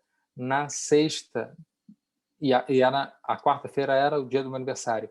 2 dias depois, numa sexta, eu recebi o André Conte, editor da Todavia, me ligou e falou: olha, nós vamos lançar uma coleção com alguns autores refletindo a pandemia. Você topa? E eu brinco que eu ainda estava covídico nesse momento que eu falei sim. Aí ele falou: olha, a Laura Carvalho, o Guga Chakra, o Conrado Rubi, né, Maria Homem vão escrever com você. Eu falei: não. Mas ele falou: não tem como, agora você já topou. Então foi assim, depois de 3 anos de muita reflexão, muito exame de consciência, eu topo. E o livro eu escrevi 1 mês e meio. Isso, eu não posso chamar mais ninguém de maluco. Durou 1 mês e meio escrita. Durante os intervalos do jornal que eu co-apresentava na CNN, eu escrevi o livro e aí eu consegui terminar quando eu saí. Então eu comecei na metade de maio e terminei na primeira quinzena de julho, e nós publicamos dia 4 de setembro. Então foi muito rápido assim. A gente teve só 1 mês de edição, revisão e publicação.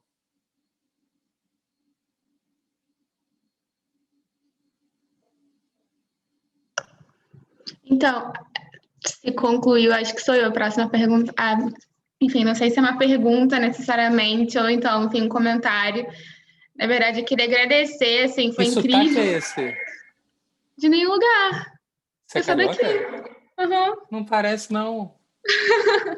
Sério? Adorei, quando algumas pessoas já me falaram isso. O sotaque da voz formal dela. Tem essa mudança, né, de tom, eu acho. Sempre falam isso. Mas, enfim, Na verdade, eu queria agradecer, assim, acho que foi incrível. E eu acho que a sua primeira fala, assim, me remeteu a um conceito, né, que a gente usa na geografia, que é muito o conceito de escala, assim, eu consegui ver muita escala, assim, tudo que você fala quando você disse, a Rocinha é o meu país, né, enfim, quanto tem, né, de a sua escala é essa, e também o que me remeteu muito à questão da escala foi quando você diz da própria diferença que tem na Rocinha, né? Como nos pontos, né, mais baixos são de pessoas mais brancas, quanto, né, dos mais elevados são de pessoas mais pretas. E, e eu penso muito, na verdade, nessa questão pessoal, na questão de mobilidade urbana, né? E eu acho que o acesso, ele está em várias escalas, né? Ele está dentro da Rocinha, quando você tem pessoas mais brancas, né, ali mais perto dos mercados, enfim, do transporte, como você mesmo disse, assim como se a gente pensar na escala da cidade, né, em como a gente tem pessoas mais brancas morando, tendo um acesso, né, muito mais facilitado a todas as questões da cidade e, enfim, né, pessoas pretas morando, né, mais na periferia, ou enfim, mais afastadas desse centro, né, e aí, o que também me remete um pouco à fala da Bruna, porque, enfim, como eu gosto bastante desse tema, a Casa Fluminense, que eu não sei se vocês conhecem, lançou agora um estudo assim sobre o racismo dentro do transporte público, né? E, enfim, eles têm vários gráficos, enfim, várias análises justamente estudando isso, né? Quem são essas pessoas que vão até a Baixada ou não, enfim, a cor delas. E, enfim, acho que foi mais um comentário, assim, né, de mapa da desigualdade também. Não, muito bom, muito boa fala, Ju. Eu só tenho Posso mais chamar assim? uma pergunta, assim, que eu queria fazer. Diga Que lá. como você disse bastante nessa questão, né, de explorar o território, eu acredito que a pandemia ela tenha, né, modificado um pouco e também da forma que a gente explora, né? Enfim, como que a internet também se tornou, né, alavancou, né, de certa forma. E na verdade eu queria te perguntar, que acredito que você sendo jornalista, né, você querendo ou não continuou saindo de casa nesse tempo, né, no seu trabalho, enfim. E aí eu queria saber, né, pensando também um pouco nessa questão de escala, se você sentiu uma diferença entre... Ele tá aí? Oi. Você sentiu uma diferença, assim, do que foi a quarentena dentro da Rocinha e o que era a quarentena fora da Rocinha, né? Enfim, acho que é isso. Nossa, primeiro que obrigado pelo comentário, obrigado por trazer a citação da Casa Fluminense. Eu sou super parceiro dos meninos lá, Henrique Silveira Henrique Silva e todos os outros e outras que fazem parte. Temos a Agenda 3030, temos o Mapa da Desigualdade, tem outras reflexões que a Casa faz brilhantemente. Sobre a pandemia, nossa, senti muito, Ju. Vou te contar. E, na verdade, é um entendimento, reflexão de que as favelas espalhadas pelo Brasil souberam lidar muito melhor com a pandemia do que os bairros tidos como nobre. Quando você pega, por exemplo, Paraisópolis deu um banho no Morumbi, que fica do lado, e é um dos bairros mais caros da cidade de São Paulo, mais ricos da cidade de São Paulo. E o Morumbi tinha um lugar só para fazer testagem. Então, assim, quase um complexo de saúde para atender a população de Paraisópolis. Tem noção de que é uma favela se colocando a pensar. E aí, eu não quero romantizar. Não deveria estar sendo feito por essas pessoas. Eu não deveria estar tendo que me preocupar em fazer distribuição de kits de alimentos ou de materiais de higiene aqui na Rocinha, como ajudei a fazer, junto às iniciativas e movimentos capitaneados por líderes da Rocinha e também de outros lugares. A gente não deveria estar pensando nisso. Mas eu acho que a gente fala muito de urgência, né?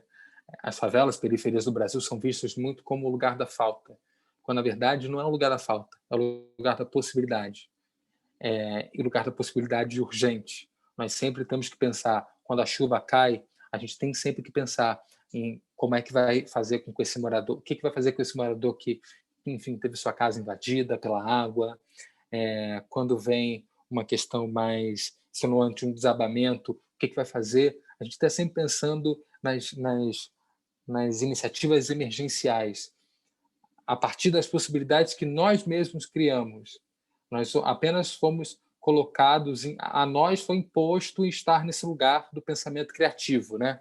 É você resignificar a falta do Estado e também a falta de serviços. É você morar na Rocinha, o Uber não entrar aqui e criarem um Uber para a Rocinha. Sabe assim? O Correio não entra aqui. Então, criaram uma iniciativa, uma espécie de cooperativa que busca as cartas nos Correios, traz para cá, cobra um valor mensal de R$20 e está lá a tua carta na tua casa, sendo entregue por pessoas que moram nesse lugar. E na pandemia não poderia ser diferente. É claro que houve um recrudescimento dos cuidados. Isso não ficou restrito só às favelas. Isso enfim, tocou ali em todos os lugares, no país, no mundo. As pessoas ficaram mais de 100 dias isoladas dentro de suas casas. Não tinha como você mantê-las presas. O que não é desculpa para as pessoas não se cuidarem. A gente está vendo uma volta da Covid. Uma volta não, que a gente está chamando de volta, mas que na verdade não é nem volta, porque a gente não sabe nem se teve segunda onda. Então, é muito, muito complicado essa questão. Como é que a gente vai fazendo para enfim, acho que... Sei. Dani, teu microfone está ligado. Foi. Agora foi. Desculpa, gente. Imagina. É uma loucura. Como é que a gente vai fazendo para que as pessoas se conscientizem? Eu acho que é uma atitude, Ju, diária. Assim como a gente tem que falar, é a repetição daquele tema. Tem que usar máscara, a pandemia ainda existe uma pandemia, a vacina não saiu. Mesmo quando sair, essas pessoas, na verdade, essa vacina não vai ser possível para todas. Na verdade, a gente sabe que ela vai ser destinada a um público inicial, os idosos ou pessoas com mais de 60 anos, e que não vai chegar tão cedo nas pessoas que moram nas favelas periféricas do Brasil, onde a gente sabe que, enfim, há maior vulnerabilidade. Essas pessoas estão mais suscetíveis. Por quê? Porque, por exemplo, aqui na Rocinha, o maior problema não é a segurança pública ou a insegurança pública. O maior problema da Rocinha é saneamento básico. Eu não posso chegar para uma pessoa que não tem água e pedir que ela lave as mãos, que ela compre álcool gel sem que ela não tenha ao menos dinheiro para comprar comida. São lições que a gente não consegue colocar de maneira equilibrada em todos os lugares. Para cada um você tem que pensar de um jeito. E aí por isso que se faz necessário a presença do Estado e a presença de políticas públicas. Mas que a gente sabe muito bem que nesse momento, sobretudo com esses que estão no poder, fica tudo muito mais difícil. Eu espero e rezo para que as pessoas se conscientizem. Pelo menos eu tenho feito aqui meu trabalho de bairro. Todo dia, quando encontro um vizinho meu, ao descer em algum momento para a rua, ir no mercado, paramentado, e dizer, olha, coloca a máscara, a gente ainda está numa pandemia, os números só aumentam, a gente vai bater 170 mil mortes. Por favor, eu não quero noticiar a sua morte. Eu dizia isso muito no início. Eu não quero noticiar a morte de nenhum vizinho. Não quero. É muito doloroso. A gente já sofre demais. Imagina sofrer com mais essa. Que existem muitas pandemias para além da do coronavírus. Olá, gente. Boa tarde a todos. Oi, Edu. Eu sou Gabriela Maciel. Oi, Gabi. E eu tenho uma pergunta, né? Pelo seguinte, tem um construto no imaginário social da nossa sociedade que foi criado pelas pessoas não brancas que não são da favela, que a favela, teoricamente, é uma comunidade. E a favela não é uma comunidade, eu já quero deixar claro para todos. Quando eu li, eu não li o seu livro todo, eu li algumas partes, e tem uma parte que você enaltece as pessoas que fazem esse movimento na favela, né, de solidariedade. Só que eu vejo que, né, sendo favelada, eu sei que tem uma competitividade e um individualismo muito grande dentro da favela. E eu estou na metade, né? Então não consegui terminar. E eu senti um pouco falta disso. Eu queria que você falasse um pouco mais sobre essa temática, que eu acho que a gente já estava entrando nisso quando você começou a falar da temática da pandemia, né? Que estão tendo várias ações. Eu acho que está muito dentro desse viés, né? Dessa coletividade. Só que é uma coletividade que não abrange a favela toda, que até mesmo porque a Rocinha é muito plural e diversa, assim como as outras comunidades, né? E eu queria que você falasse um pouco mais sobre isso, queria ouvir sua opinião, queria... Não, eu quis explorar, de certa forma, quando eu fiz esse conto, o Abre Alas. Eu queria exaltar mais a velha guarda, que me possibilitou chegar aqui, né? As pessoas, os líderes mais velhos e tal. Eu confesso que eu não quis fazer uma pensata sobre essa dinâmica, até porque sempre foi, eu não vou mentir para você, Gabi, sempre foi uma coisa que me deu muito ojeriza, porque eu falava, puxa vida, nós partilhamos os mesmos problemas, eu não posso ficar individualizando essas pessoas, colocando-as no lugar de líderes, colocando-as no lugar de privilégio, e só elas tendo e se bastando com as benesses e não dividindo com o outro. Isso sempre foi uma questão que eu abominei e ainda abomino ainda hoje. Enfim, e sobretudo num período como esse, político, que a gente vai encontrando ao longo da rua, ao longo dos becos, essas pessoas que hoje já estão, né, para além de terem sido líderes locais, elas já estão querendo entrar, de fato, na política ali tradicional, filiadas a um partido. E aí tem uma dinâmica que ainda existe muito nas favelas, que a gente fala muito disso. A milícia é um voto de cabresto, mas os líderes que acabam se beneficiando das benesses que produziram enquanto coletivos, enquanto movimentos, também é um voto de cabresto. E a gente precisa dizer isso, precisa ter isso muito discernido na cabeça, que essas pessoas elas vão se beneficiar.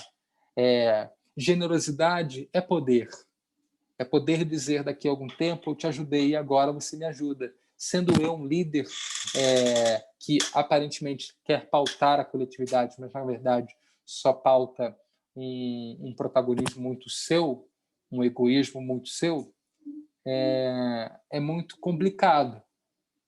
Então, quando eu trago essa questão de jogar luz nesses velhos, eu ia falar velhos atores, mas porque eu brinco que são os meus velhos, assim, são os meus velhos porque foram as pessoas que me ajudaram a formar, a pensar, ter esse pensamento crítico em relação ao lugar, em relação às pessoas, e que não são líderes que se beneficiaram com movimentos que lideraram.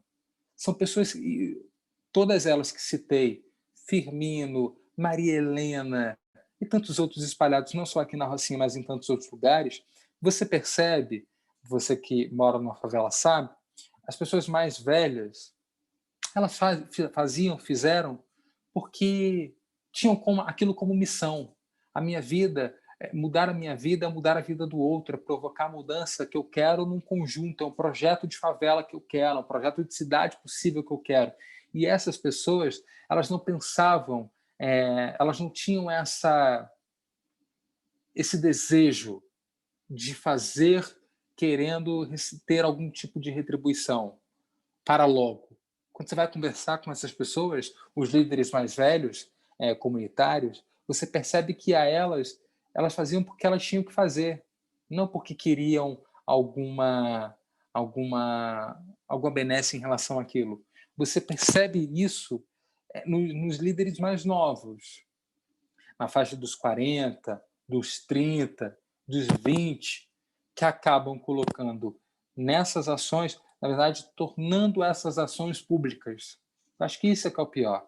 Eu não preciso ajudar o outro morando em favela e dizer, olha, ajudei tal região, ajudei tais regiões.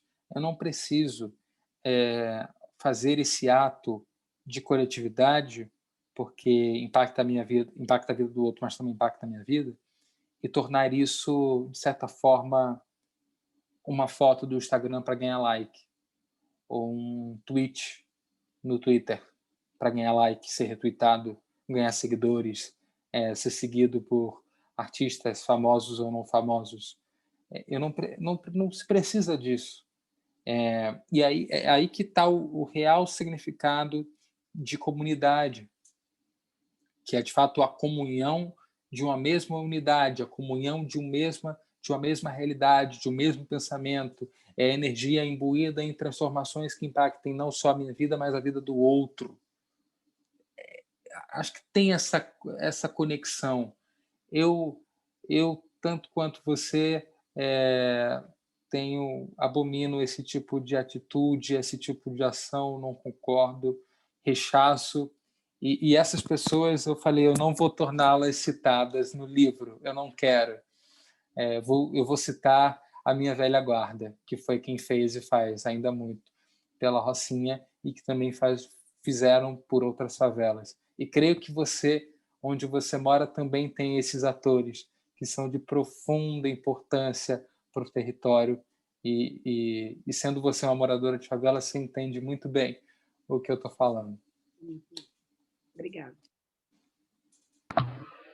Boa tarde, Eduardo. Eu sou Erle, da Geografia, faço parte do grupo PET também. Eu não tenho uma questão assim para trazer uma pergunta, é mais um agradecimento mesmo pela tua obra. Acho que mente como a sua, em corpos como o seu, acho que são extremamente necessários para pessoas como eu estarem continuando a produzir, seja conhecimento, seja arte em si. E uma coisa que me tocou muito na forma como tu escreve, na tua escrita, é como você consegue aproximar o leitor para a sua escala de percepção dos espaços e do local onde você está ali inserido. Que, no caso, eu não moro na Rocinha, né? Moro em Jacarepaguá, mas tenho muitos amigos, tenho família e familiares que moram na Rocinha, então eu não conheço tudo na Rocinha, mas eu conheço alguns exemplos que você usa ali na sua escrita que chamam muita atenção, como aquilo de fato deve ser para você que teve um cotidiano ali de estar vivendo todos os dias ali, aquela comparação que você faz da Times Square com a curva do S. Acho que parei para pensar e fiquei, realmente, é exatamente aquilo. Então, é mais muito bom, cara. Então, muito obrigado, tá? E não, eu que agradeço. Quando eu crescer, eu quero ter um cabelo igual o seu.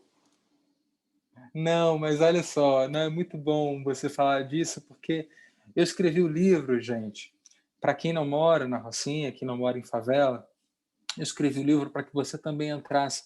Eu escrevi o livro, claro, para quem mora na Rocinha, ele é todo dedicado a essas pessoas, mas ele também é um livro que as histórias poderiam ser vividas, vivenciadas, experienciadas em lugares que não a Rocinha. E como é que eu poderia fazer com que você sentisse isso? Como é que eu poderia fazer com que você sentisse isso? Dani, o microfone de novo. Desculpa.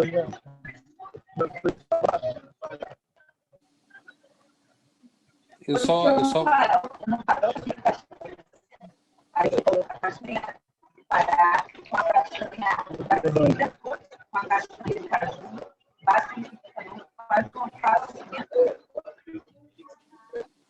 Ana, muta ele.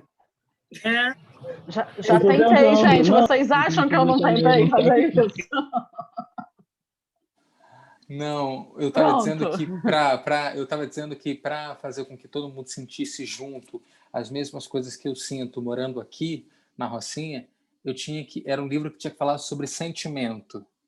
E aí eu acho essa palavra se tornou muito comum hoje no imaginário das pessoas, mas só com sentimento eu consigo fazer com que você esteja em paz com a situação que eu vivo. você consegue, de certa forma, estar minimamente, eu não vou dizer totalmente, mas minimamente você consegue estar na minha pele e ver o mundo com os filtros que eu te possibilito e que não são diferentes do seu. E aí é o momento onde há um casamento entre os filtros que eu apresento junto com os filtros que vocês têm enquanto leitores. Então, um livro que fala sobre isso, fala sobre sentimento.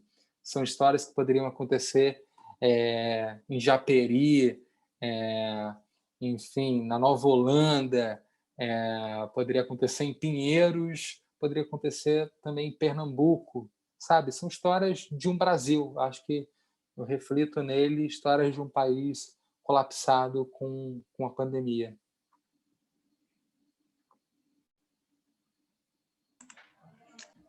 Boa tarde.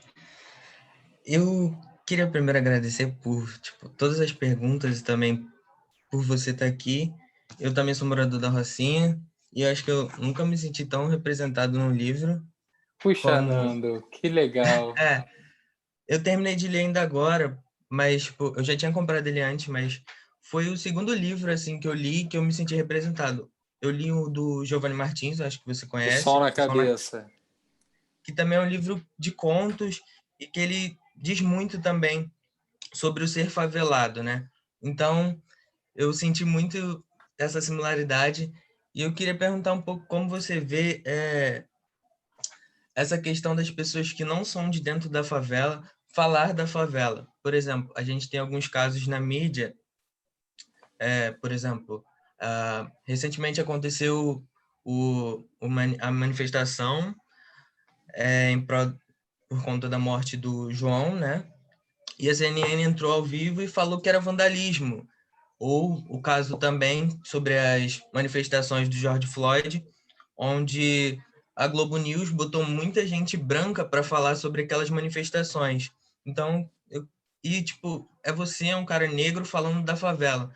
O quanto isso é importante, o quanto a gente queria ver mais Edus, mais Giovanni Martins falando sobre essa parte de ser da favela, uma pessoa que está de dentro e que tem a propriedade exatamente para falar sobre as nossas dores e as nossas vivências, não só disso, mas também das coisas maravilhosas que a gente faz, seja culturalmente ou seja intelectualmente. Então, eu gostaria e agradecer imensamente. Eu estou muito nervoso na minha fala, mas eu não sei se transparece, mas eu estou muito feliz, de certa forma. Obrigado. Poxa vida, sua felicidade é a minha felicidade nesse momento.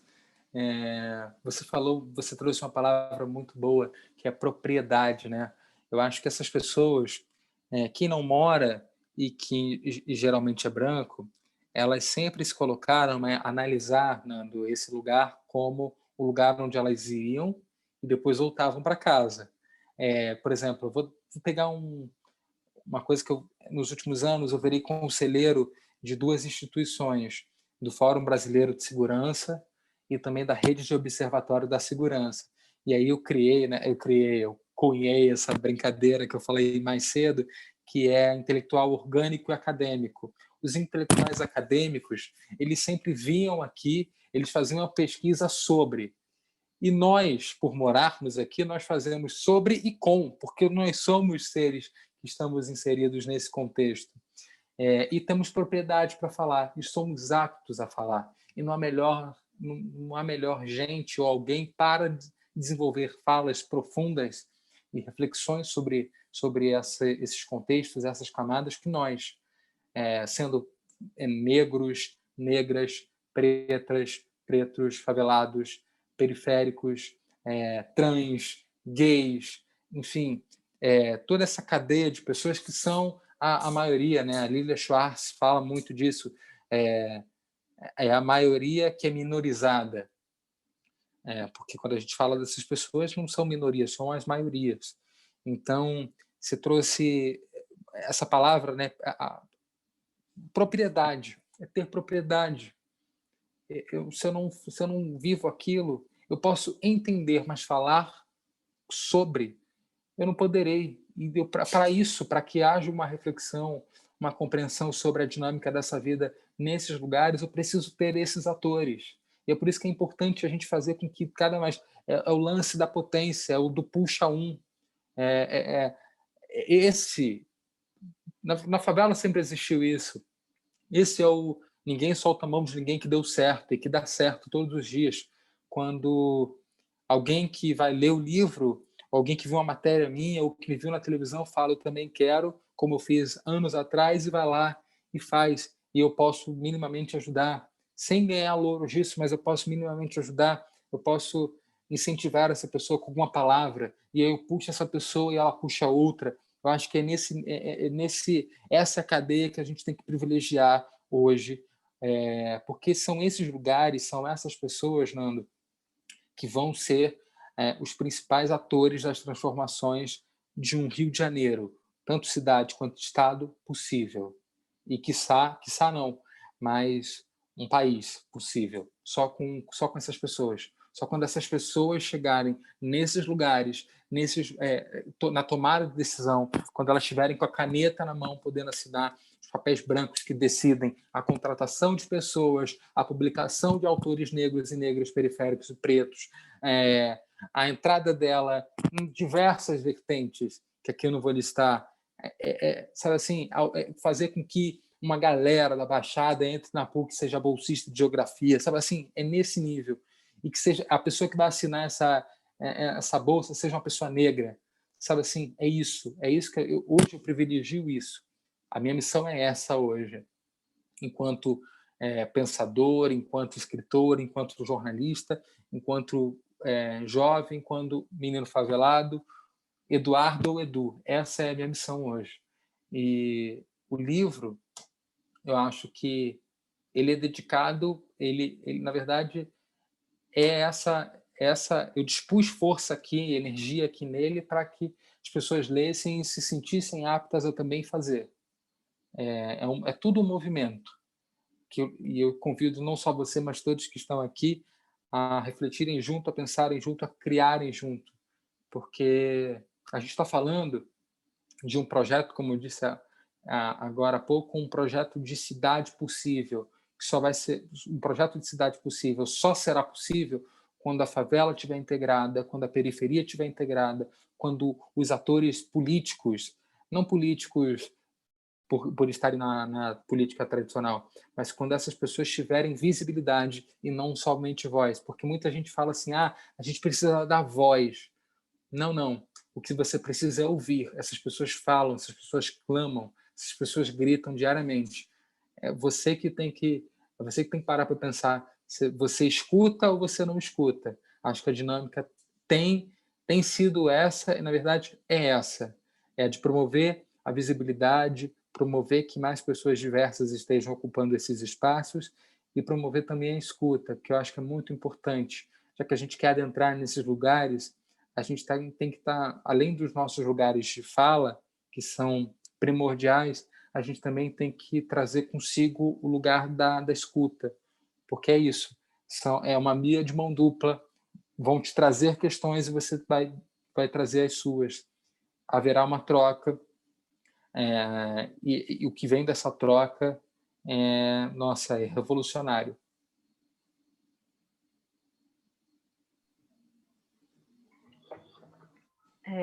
Edu, estamos chegando já às 4 horas, já te exploramos mais do que...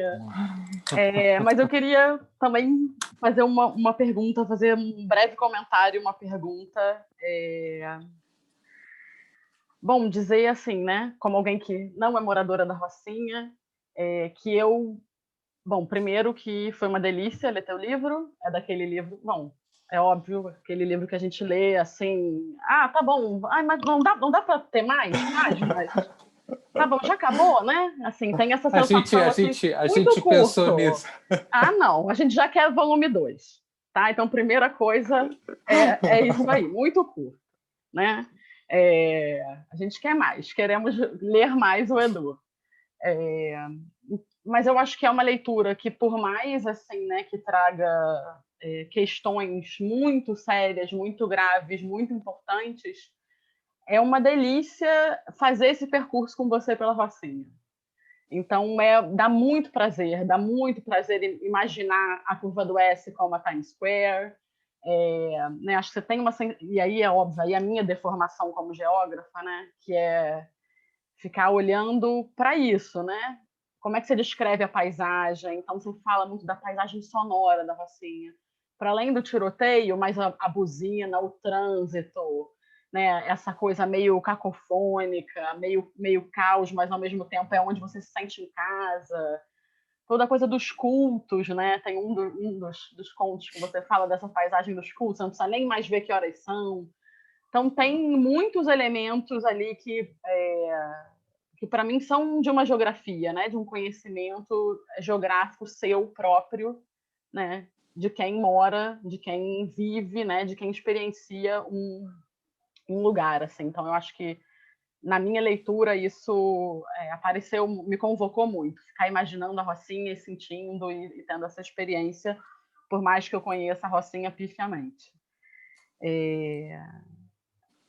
Outra coisa, nossa, eu queria falar, assim, isso, acho que o Abre Alas me tocou muito, o Joelho me tocou muito, mas o Vagalume me tocou muito. Muito. Por quê? Aí vou te contar por quê. Porque a gente, bom, eu não sei, o Vagalume fala sobre enfim, o personagem é um mototaxista, né? É isso, Edu? E aí... E a gente tem muito discutido isso a partir dessas leituras que a gente está fazendo, né, do William Bung, das expedições geográficas, uma ideia que essa galera chamava de os geógrafos do povo. Né? Ou seja, todo mundo é geógrafo. Tá? Isso é uma tradução nossa. Tá? Todo mundo é um pouco geógrafo, todo mundo conhece seu lugar, todo mundo conhece seus caminhos, seus percursos, né, seus trajetos. E o Bung dizia que uma categoria profissional importante desses geógrafos eram os taxistas. Mas é porque eu acho que ele não conheceu os mototaxistas. Né? E aí essa coisa das redes que você falou, né? Porque o mototaxista ele está no Maitá e está no Laboriô, como está lá no teu conto. Então, isso é uma coisa que o Vagalume realmente me tocou muito nesse sentido, assim, né? Como tem pessoas que têm uma profissão que é privilegiada no sentido de conhecer a cidade, né? E eu acho que a de jornalista também me parece ser uma dessas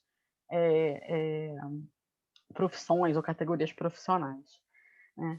Mas eu queria te fazer uma pergunta, né?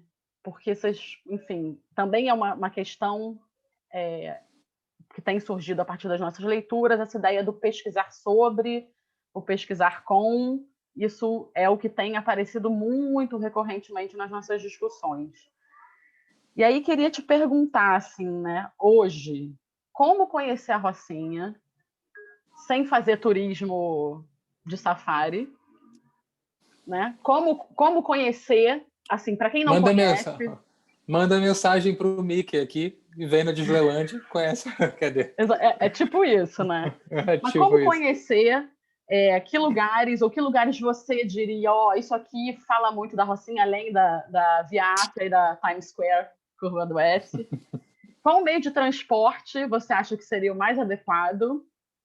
Em situação pandêmica, quem a gente lê, além de você, para conhecer a Rocinha? Puxa, eu vou começar com os últimos. Eu acho que não só a Rocinha. Acho que tem um livro. O Nando trouxe o Sol na Cabeça como um exemplo, né, de livro que acho que o Giovanni começou com o Sol na Cabeça. Eu boto assim, é o sol que está indo se pôr, porque eu acho que é uma continuidade. Ele também traz muito essa questão. O Giovanni morou na Rocinha por um tempo, e ele da Baixada morou na Rocinha, hoje mora no Vidigal. Então eu recomendaria para vocês essa leitura. É um livro muito bom, assim, muito bom mesmo. Tem como fazer turismo na Rocinha e tem como fazer fugindo do safari. Tem um historiador incrível que valeria uma mega conversa sobre Rio de Janeiro com ele, se vocês quisessem, que é Fernando Hermiro.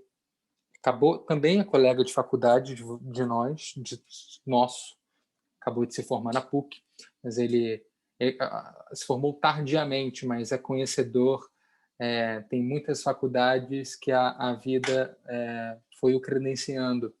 E ele faz um passeio chamado Rocinha Histórica, onde ele vai contando cada parte, trazendo as questões históricas do lugar. Ele começa no 99, que é onde era o fim, veja só, do Quilombo do Leblon. A parte do 99 era o fim do Quilombo do Leblon. E tem uma casa, um prédio, fica bem na curva do 99, que ali era o paredão do prédio, ele permanece o mesmo da época do casarão, não sei se não é de alvenaria, paredão é um paredão grande assim, e ele vai é um único paredão que ele pega o beco inteiro. Então essas informações, o Fernando vai descendo pelos becos e vai te contando: aqui tem isso, aqui não tem isso. Ele leva em um beco onde tem um poste que ainda é de madeira do século passado. Ele vai contando de 2 séculos, né? Porque o século passado não, na verdade o século passado, 1900. Então tem como fazer esse passeio sem ser um passeio safari dentro do carro, no Jeep, tirando foto. Eu acho que melhor que o Fernando, brincadeira, não me credenciaria a fazer isso, não. Acho que já cumpri a tarefa minimamente com a realização do livro. E fico muito feliz de você ter elencado Vagalumes como um dos seus preferidos. É um dos meus preferidos. Muito doido, porque depois que escrevi, eu olho ele como leitor, assim. Eu gosto muito do Vagalumes. E ele é dedicado a uma pessoa. A persona do Vagalumes, ela existe. É o meu mototáxi, que me leva para tudo, Pedro. Eu falei: Pedro, queria escrever. Aí ele leu primeiro e ele falou: tá muito bom. É assim, é o nosso pensamento. Eu falei: ufa, porque eu vivo tanto com eles que eu acabo pegando ali as sacações todas, o que pensa, o que não pensa. Então, eu brinco muito que ele é uma das minhas musas inspiradoras, ele e tantos outros. Edu, muito obrigada por ter disponibilizado o teu tempo, tua cabeça, tua conversa aqui para a gente. Eu acho, enfim, pela participação do grupo, enfim, pelas perguntas. Eu sinto que foi muito, muito proveitoso para a gente como grupo, mas para cada um de nós também. Muito agradecida. Nossa, eu que agradeço a possibilidade de quem veio, ficou, passou. Puxa, sem palavras, muito obrigado mesmo. E agora eu espero, quando a pandemia possibilitar, quando a vacina chegar, eu espero o encontro com todos vocês na Curva do S. Será um prazer imenso. Um beijo, gente. Obrigada, Edu. Boa tarde. Muito obrigado, Edu. Valeu. Obrigado, cara. Boa tarde. Satisfação, meu amigo.